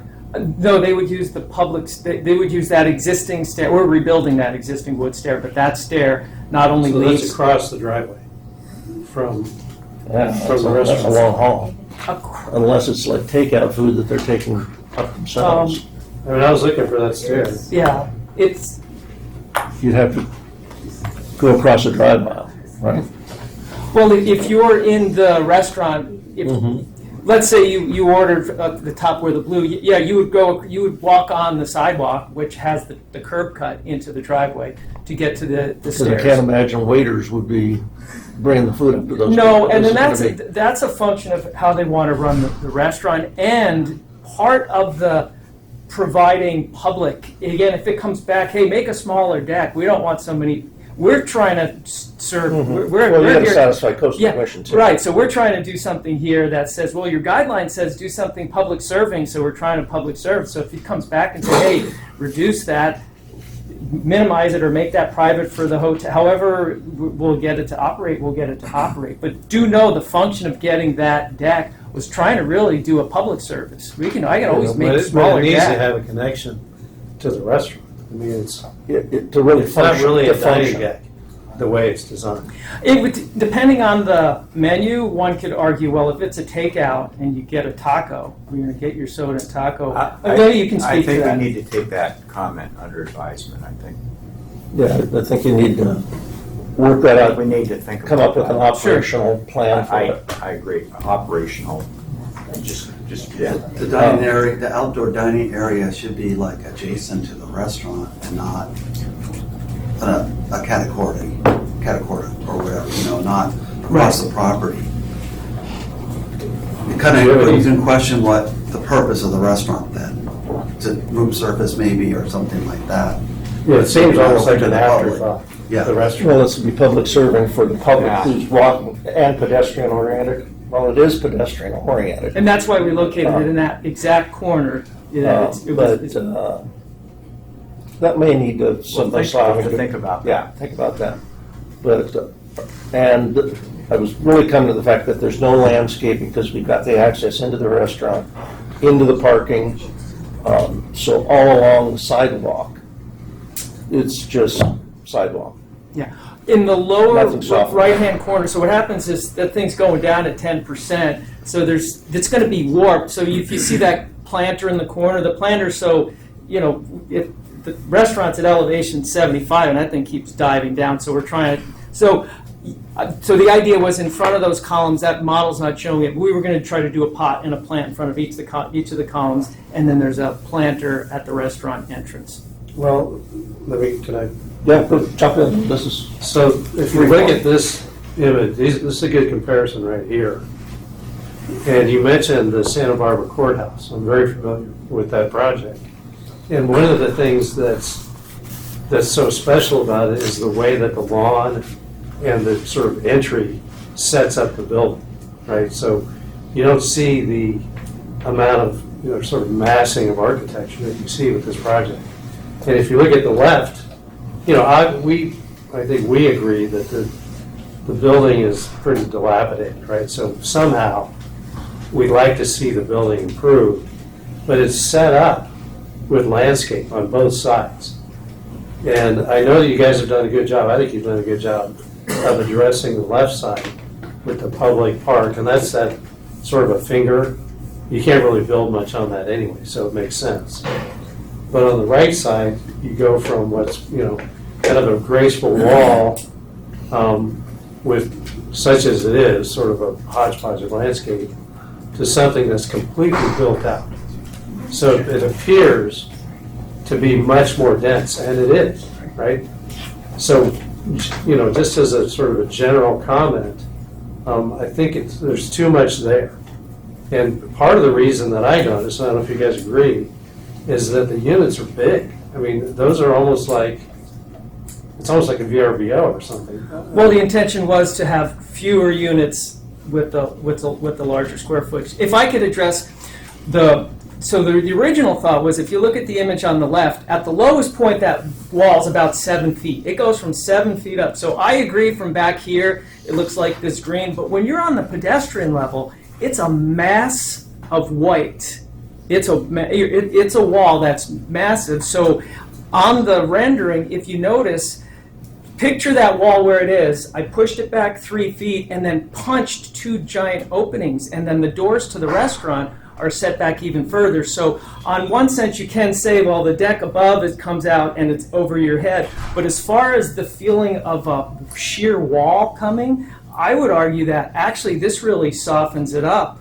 And we're going to try to clean up. I'm going to specifically make sure the garage, it's not, they do these concrete beams and suddenly the sprinkler guy. Like, we're going to try to get a pretty clean garage, but you need That's a good point, but again, I think there's too much density on that part of the project. And, you've got a lot of things that are challenging you because, one of the most important features is the stair and the fountain.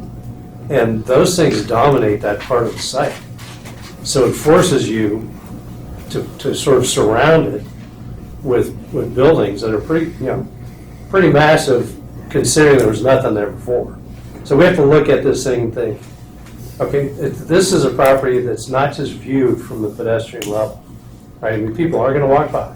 Right. But you get a view of this as you come down Victoria, even from the pier. I think we had some shots. You're looking at something that's pretty soft, I think, at least closer to the beach, to something that's just, again, I think the massing is just too dense to preserve that sort of cultural heritage, which is what we're concerned about there. And it's a huge challenge. I mean, this is a tough site. I think, just what you said, the tool you've got, and you've used it on the second level, is if instead of just having that handrail right at the face of the garage, pull it back and get some planting that can come down, soften that, like the wall has. Just to get something green, something a little less sterile.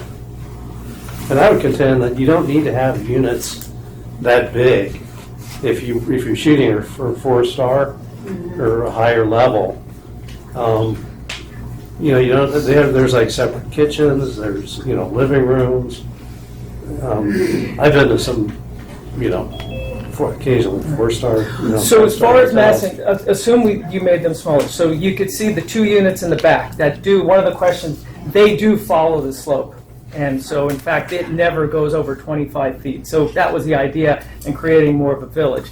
So yes, they could get a little smaller, they could come down into the ground, but the units right above the restaurant, that's why I put the pool up on the deck so there's no more roof. So the pool is the highest. So even though it's the upper level, there's no structure above that for the very purpose of minimizing the verticality of it. So I guess my comment is, by definition, if we did a community serving restaurant, it has to be down at the pedestrian level. So then all that unit directly above where you see the sign, that's a 9-foot plate. So it's really modest. And in fact, I did the sloping roof just so you could see the end of the tiles and the corbels, just to really reduce that so that unit is set 10 feet back from the sign. So it really, the idea was to give it the texture, and the same way that the inset of the restaurant was like, it's punched in. Well, I think it's going to be a combination of reducing the amount of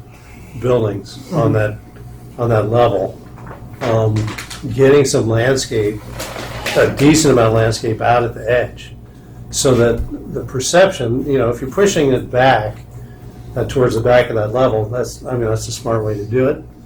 But maybe the pool can somehow connect with the fountain, so you don't have, because you have these 2 separate outdoor courtyards that are broken up into smaller pieces, which aren't as usable, but they give you the perception of this large deck area. And then, as Bart was saying, all you see are all these railings on the edge. I mean, if there was some sort of a terraced planter or something like that, and then the landscape could even spill over, because that's the one thing, even with the big wall on the left, right? Landscape could spill over that wall. Yeah. And just green walls are not going to do it. I think it needs to be the setup on the site of the architecture to be able to preserve that quality, sort of historical quality. Yeah. So I just want to make sure I'm hearing you. You feel like you'd love to see that pushed back, a little bit of terracing, and getting some sense of the green. Because I can't really change. If I need an opening to the garage, I have to have an opening to the garage. But put all that, you feel comfortable that we could soften that up by pulling that and creating a bit of a terraced That would feel? certainly help.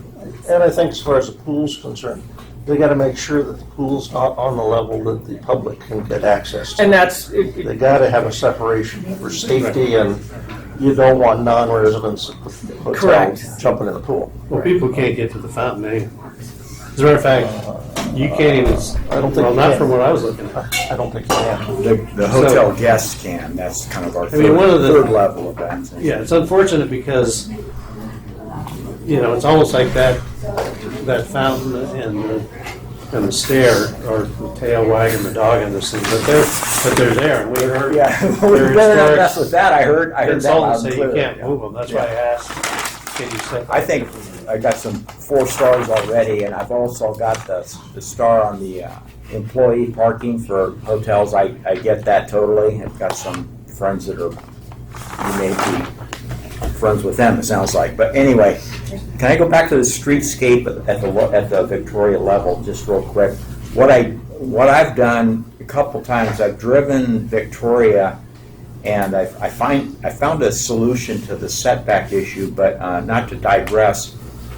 On the other side, you have 3, 4, and 5-story commercial buildings, and at the ground level, they uniformly come all the way up to zero, and they don't have landscaping, and that enlivens, I think, really, and activates that space. And if there was landscaping there, it would be trampled to death.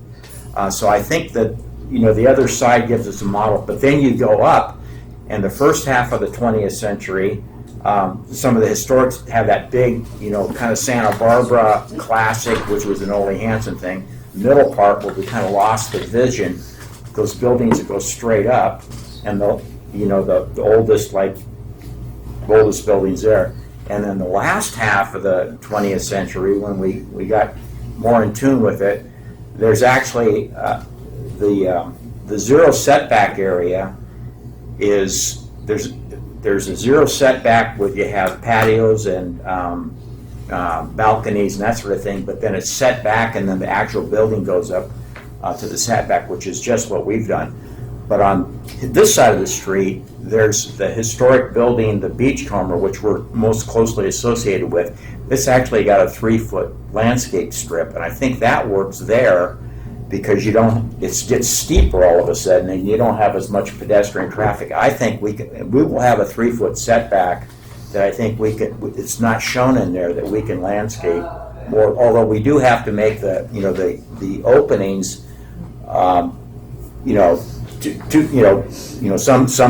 of that's good, some of it's bad, but it's not going to feel probably as massive as the current wall, because if you look at the stairs, to give you a sense of scale, a person is maybe twice as high as that. So I think that's successful. It's the edge. And that we're talking about. And that wall is going to fail sooner or later. Somebody made that comment. So that wall's going to be in the street sooner or later. Yeah, no, we're excited about this property getting improved.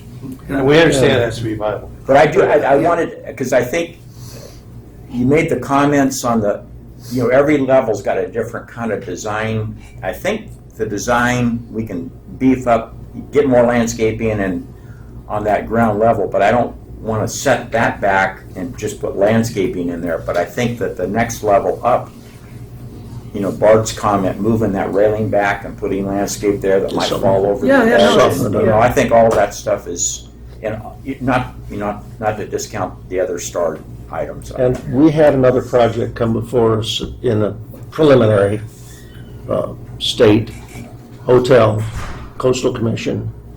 They came back with this and said they were going to be required to do 25 of the units affordable and no in lieu option. Right, and have you gotten clarification on that yet? No, but we have nine units. 6 of them are brand new that you know about. They're in and then you have two units in the historic structure. The 2 level. Those are going to be our moderately priced units. And then we have a villa on the top, which is so that doesn't screw up your performance. No, we it's embedded in it. Okay. I'm normally the guy in the weeds, but I'm going to actually have to pull us back. Okay. And first of all, you're doing great. You have all your neighbors here telling you,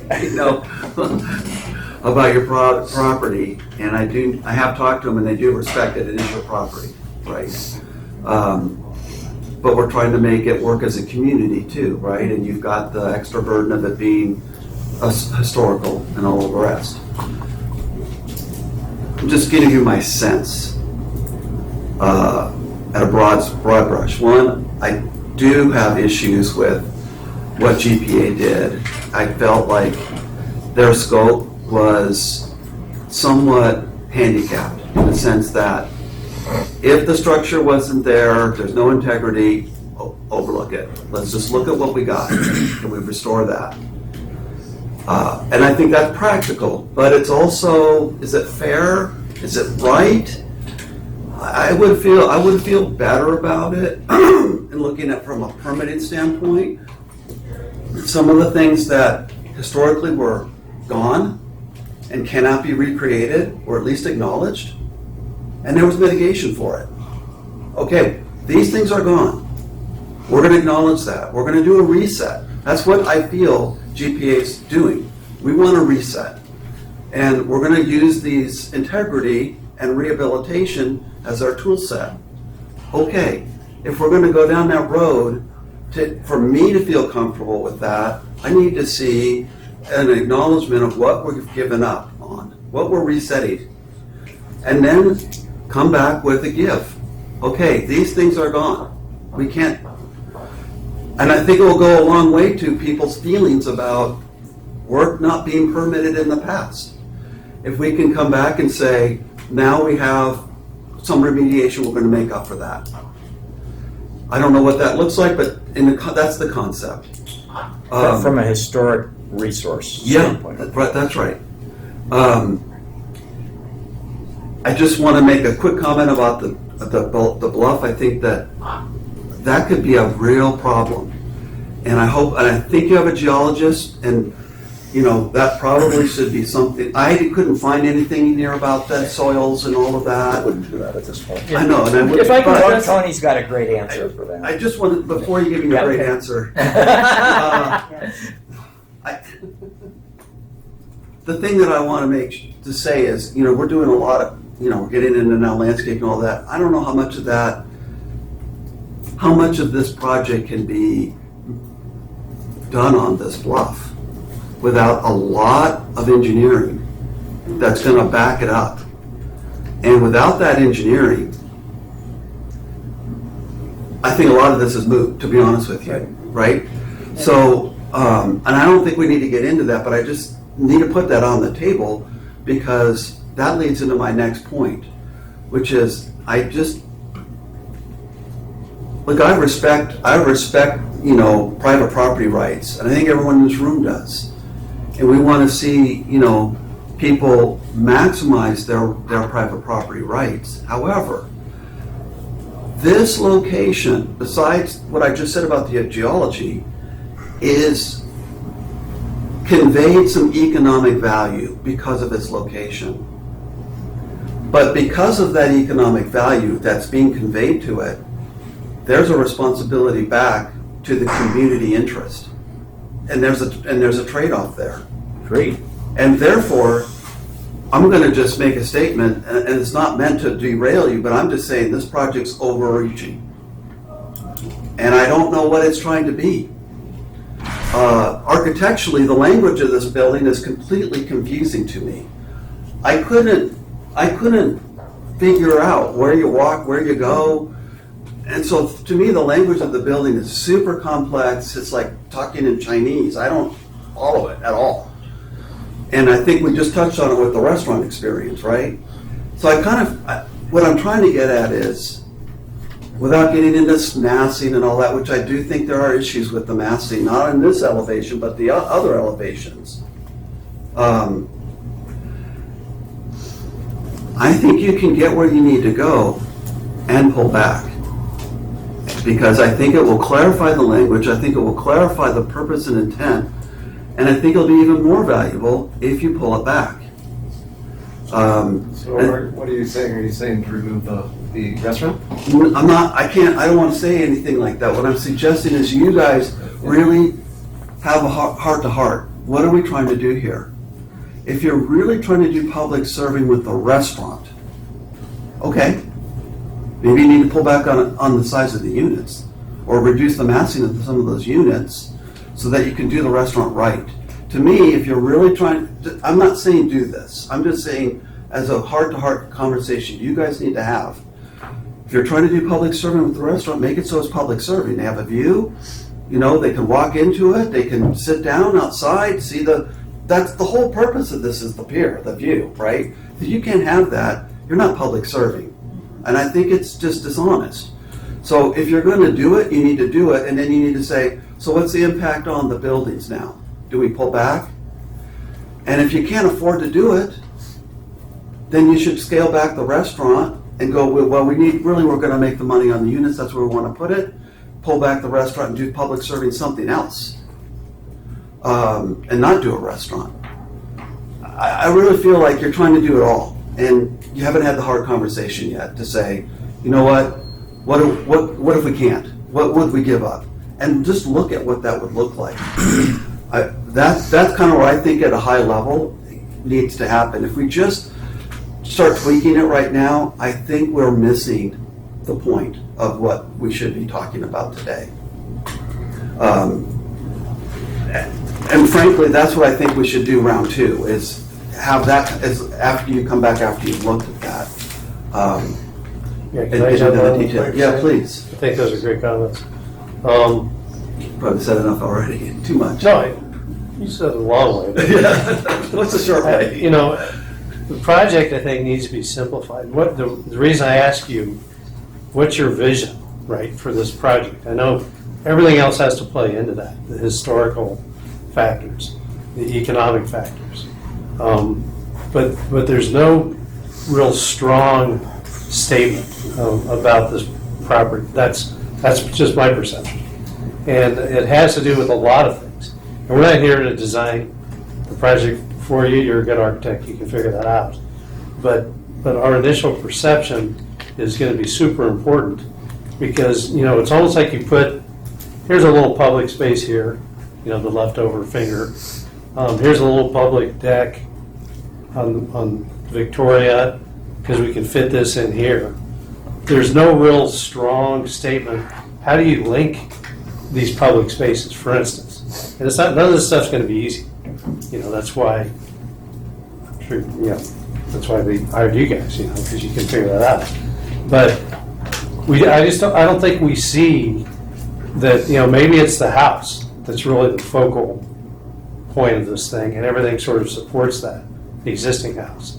Maybe it's these public areas that sort of wrap from the corner on down in front. And that can be combined with landscape or something like that, but it's too complicated, you know, for one thing. I think you need to simplify. I think you're going to have to reduce the size of those. Let me just finish, because I get rolling and then I lose my train of thought. But I think if you try to get, you know, a really strong statement that supports that building, because you guys understand the lighting guidelines and all that kind of stuff, the materials you need to use. It's something more than that. It's, you know, you have an opportunity to enhance this site, both from an architectural standpoint, I think historically, and from a public use standpoint, so that, you know, the Coastal Commission is going to look at this, obviously. You know, we're going to look at it as Planning Commission, and we're going to say, okay, does this project really enhance, is it enhance this property? Yeah. And it's not just the architecture and the vision, it's, we understand it has to enhance it economically so you can afford to fix all the stuff that's falling down. Right. You know, it's getting broken. But I'd like to make a couple comments because I think this is really a very constructive conversation. And after I make my comments, I'd like to hear what you guys, and also this gentleman in the back area with your hotel lodging. There's some real operational issues that I think we need to hone in on, both for the restaurant and the hotel. I get that. I get all these comments, actually. Let me just, you know, same with you, I can get rolling. One of the unique requirements of this CRC1 zone, which doesn't apply to any other properties, is we had to do an economic analysis. And there's two permitted uses that were mentioned earlier. There was the market rate long-term rental for 3 units, and there's a bed and breakfast with a manager's unit with 2 rooms. I ran an economic analysis on that, and with $500,000 for all the site improvements and $500,000 for the rehabilitation of the cultural resources, the cap rate, you know, which is too low, those numbers are too low. The cap rate came under 2% for each of those 2 permitted uses. Okay, so to get to a cap rate of 6 is what we're shooting for. You have to get, you can't do a 2- and 3-star hotel. You got to get your rack rate up. And to get a rack rate up, you got to have amenities. And if the amenities go to service, which this gentleman already mentioned, You know, 3 pairs of sheets for every bed, stuff like that takes a lot of room, laundry rooms, the pool, the on-site restaurant.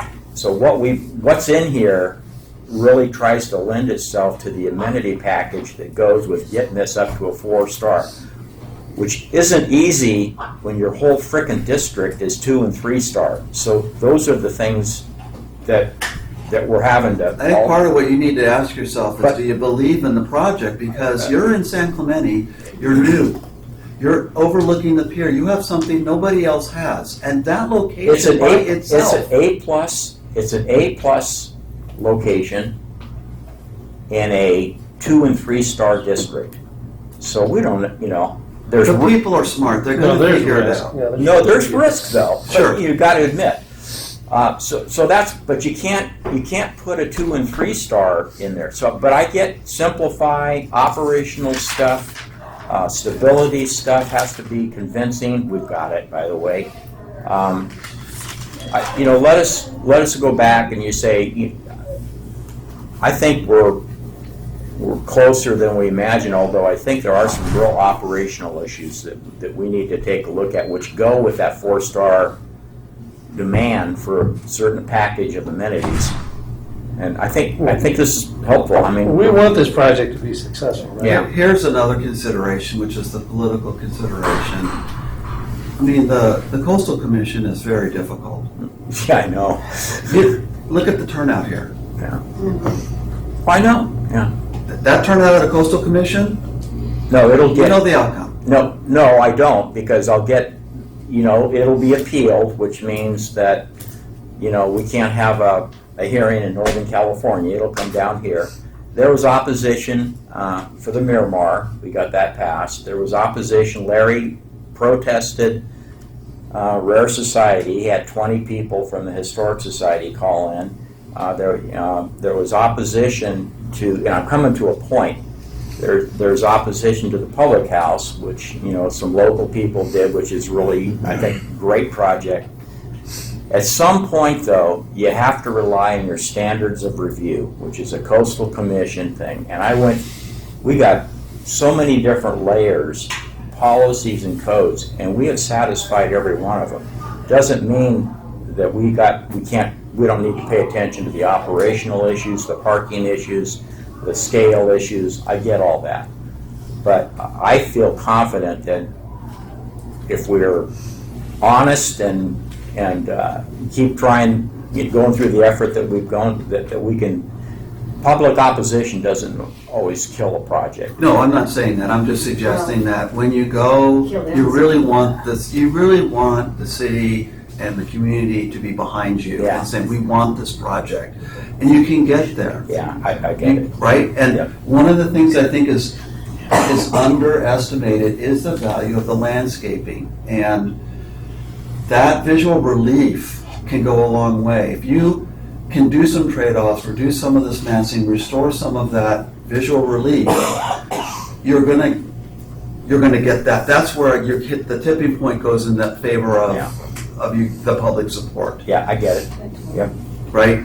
So that's, I mean, I could go through all these units and tell you, it's this and that, but I just feel like no, we gotta get those other things right first. Yes, and I would like to say one thing about the design standard, the Spanish, colonial. And maybe it's just me and the way I was reading, the report. It just felt like words were like, well, it's Spanish colonial revival style. It's a theme. I want it to be a Spanish colonial architecture, not a style, not a theme. I want it to be the style, the architecture. I want this to me. I'm not trying to offend you or anything, just to make a point. Looks a little bit like Talega. Yes. And I feel like it's not. We'll get to the point of doing the Spanish colonial. That's why I say this is just yeah. That's what I just want to get. No. We're gonna take it. It's not enough. David, could you get the Pasadena Court before and after photo montage? And real quick, while he's pulling that up, as far as the structural, Yeah. If the house was failing right now, let's say we weren't doing anything, what they would do is they would come in, they're going to drill caissons, drill piles, and that's how they build on the bluffs in Malibu. This garage is probably the best thing that could ever happen to this whole. We're building a complete garage across kind of north-south, then back Both east. sides of the lot. And so we're creating an L with literally a 10-foot whatever concrete retaining wall with caissons down to China. Like even if we weren't building the project and they said stabilize it, that's how we would do it. So Sure. I'm confident. I mean, I'm not confident how deep they're going to go, but that's how you would solve it anyway. That'll need to be part of your presentation so people can see the benefit. It's almost the reverse because. Especially to Jerry's property, he knows that you're stabilizing ahead of them. Stabilize under the Casa I'm sorry, I'm Ramona. at Victoria. Just to stabilize the Casa Ramona is going to be a real chore, but for this, the byproduct of the garage is slope stability. It's going to be steel and concrete. Well, it's a byproduct of all the excavation that you're going to do. The previous one. Yeah. How much clay? Yeah, Right. I mean, that's how you would do it. You would excavate it all out and either put in engineered fill or you'd put a bunch of steel and concrete. No, it's the one where we were Yeah, looking. that's at what I'm the gonna top. do. I don't think You we can see need the to four-story spend portion of the much house time on there. that. I mean, I didn't- oh, maybe it's not on there. We're not even evaluating that today. Yeah. Right. It just came up a half a dozen Oh, that's times. okay. If you- No, I know, but I'm just saying, that's not our purview. Yeah, then today. do the other one. I do for have Victoria. one architectural comment. Dark skies. Oh, there you go. For the That's view good right from up above, Right. just have him. Do that Yeah. analysis. I think Yeah. that was, So- Even all- though we don't have the ordinance, but this would be one to really Yeah. keep that glare down Yes. in the I think staff evenings made when that sun goes comment. down. We'll- It's- we'll work on What a that. great place to watch the sunset. So, David, if you could just slide to the right and see so this is addressed as a comment. So I appreciate your architectural comments. You get a thick skin, and so I'm not offended in any way. But the question is, if you ask me, do I believe in the project? Yes. And what I like about it is, if I'm down the street, I'm like, whoa, what's that? I want to go explore because it's supposed to look like a village and it's supposed to move up and down. And if you look at some of it's not necessarily 1920 Santa Barbara, but if you look at some of the really interesting commercial projects on the main drag up in Santa Barbara, they're just kind of like they're elements kind of. And there seems like there's no rhyme or reason, but there actually is a massing. So the idea is that there's this sense of discovery. Now, I think your point about get this thing looking more green and a little softer all day long, I totally agree with that. But as far as the massing, I'm just not sure. Those two buildings are only like 700 square foot footprints with a 9 or a 10-foot plate that literally follow the slope. And so I'm open to making them a little smaller. But as far as you're saying massing, David, if you could flip to the technical elevations, let's say on A sheet 4.5. You've got the bird's eye views of the model. Yeah. That'll even show it. Yeah. Right. So if you keep going and it's the little exhibit I did of the so right there. So I mean those are literally, if you were building a simple 2-story house, now if you want me to get them into the ground a little bit more, I could, but if you look at the top on the right facing Pasadena Court, I purposely did that. There's only a 9.5-foot plate that faces. Right. So the red line, the bottom red line, that's the existing topography, and the top line, I'm saying, hey, it's a 2-story house, and we don't even go over 25 feet, which is not really. I think you did a lot of good work as far as making a presentation, but I think you have to focus on that experience that you're really going to see. Because you're kind of a unique spot here. You've got this sort of wraparound where you see a lot more of the site, but it's on the uphill side, right?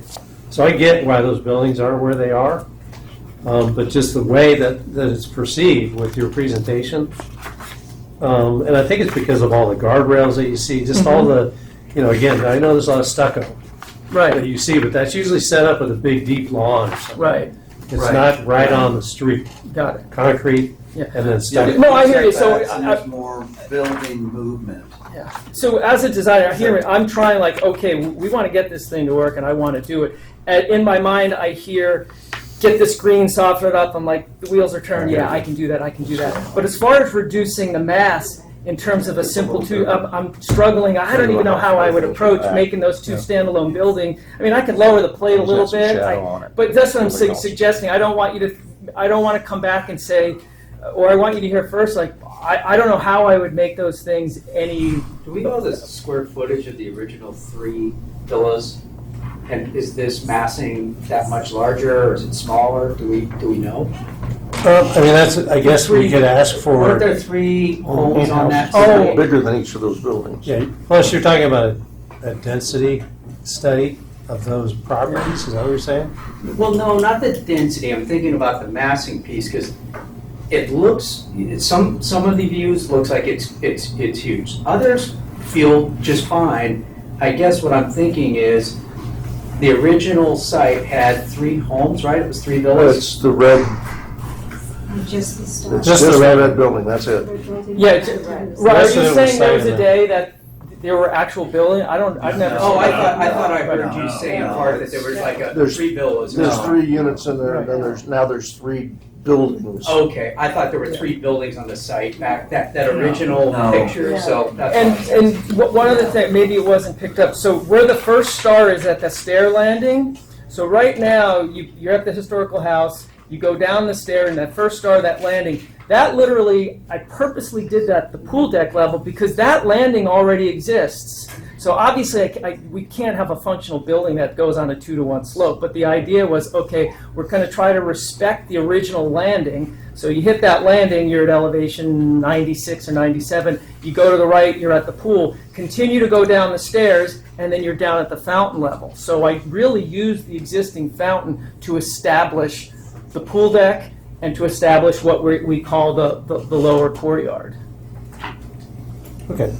Well, I think you feel like you got some good input. Yeah, no, I do. I just don't want you to feel back, because I can peel it back, but I just want you, if I come back, I really can't make the building any lower because I'm actually, for my planums at a bare minimum. I don't think that's what we're talking about. So, okay, but I can push and pull things. Again, it's more of a case that I don't want you to feel like we didn't hear you and we're hard-headed and we're come back and we're just going to stick it right. I think what we're seeing is that it's, I knew these buildings had to be here, so I fit them in. And even the shapes and everything are sort of more functional than aesthetic. Yeah, he opened up the view from Pasadena Court by keeping the buildings off to the left side and keeping it low where the pool is, so. Yeah, I mean, it's unfortunate that from the upper street, Pasadena, I guess, that you sort of lose that view of the pier, because you're. Well, right, so I try to hold that building as far to the left as possible. So again, can I cheat a couple of feet and, I have a little cover. Yeah, no, we understand these are snapshots and it's an experiential view. But, you do pick up that brand new views off the view deck though. Yeah, as you move. Somebody, one of you made a kind of what do you get and what do you get? Right. I think also you gotta look at public access as a double-sided coin. You can see. Yeah, The pier's actually down here. I don't wanna make this about homeless people, but you gotta consider that. Right. You gotta consider public safety, you have to consider those kinds of things. And so, sometimes it can be an attractive nuisance too, right? And it becomes a new hangout, and it becomes something else, and this and that. So you just have to really go through the experience and what you're trying to achieve, and consider some of those things, and maybe look at changing it or controlling it, or I'm not sure, but those are just you guys are smart people. You'll have to just talk about it. Yeah, that's a good point. Okay. You guys feel like you have enough to go on? Yeah. Okay. We appreciate Yeah, I mean, it's our goal, again, that for you to have a successful project that you can afford to build and you can make. So you got a lot of help today. And I will say, if anybody knows the town, Jim knows the town. There you go. I've been in contentious meetings before, put it that way. Well, we don't want to be contentious, we just want to be honest. Exactly, that's exactly right. I think these, if you can get some of these pictures out to the public, because I don't think they've had access to your, to show the massing. Uh-huh. Yeah. That'll educate a lot of people to understand. No, those buildings don't, not that close to you. Right. And that's kind of the overheads. That was what my comment was. I'm trying to, because it's erratic, like, let's make it feel like a village. And that's how they would have just added over time, like, oh, you know, this guy put this in. It just feels a little compartmental. And I understand what you're trying to Stress the fact that each of those is smaller. We can work on that. Historic house. Yeah, right. And location of the Subordinate to it. Correct. Which would be important for people to get the feel. Yeah, and I can get them a little lower in the ground, so I have to produce So as a practical application, and if this is not appropriate, you're not gonna hurt my feelings. Are we allowed, can I do iterative sending you? Oh, yeah. Would you like? We're both architects. So I would have access to you guys and to say, hey, here's what I'm thinking. That would really be helpful. Really, it would, because. We're more than willing to put Yeah. that time in. Yeah, as a matter of fact, that's much more efficient than having, I mean, you guys have already done a lot And of it can work. be flimsy sketches. Okay. No, that's great. If you use flimsy. Yeah. We can read. No, I actually was trained on a board and Lindsay. Yeah, no, I got into Ken early. Yeah, well, we need to do the Yes, we minutes. can. Okay, you guys are good. Nice to meet Okay, you. yeah, it's good to meet you. So would I be able to get, if I just contact David, would he get me your, if he'll get me all your stuff? Yeah, no worries, but that's super helpful. There's no use having another meeting. I want to make sure before we do an even meeting number 2, you guys are 100%, because if you're not, it's, I don't want to. Okay. Okay, we're That is gonna. not easy sometimes. Okay, I will, let's see here. I move we approve the, oh, we lost, Cameron, we're gonna wrap up our meeting. You know, one thing I don't need to tell you guys, but I'll tell Larry, because Larry loves my opinion about stuff.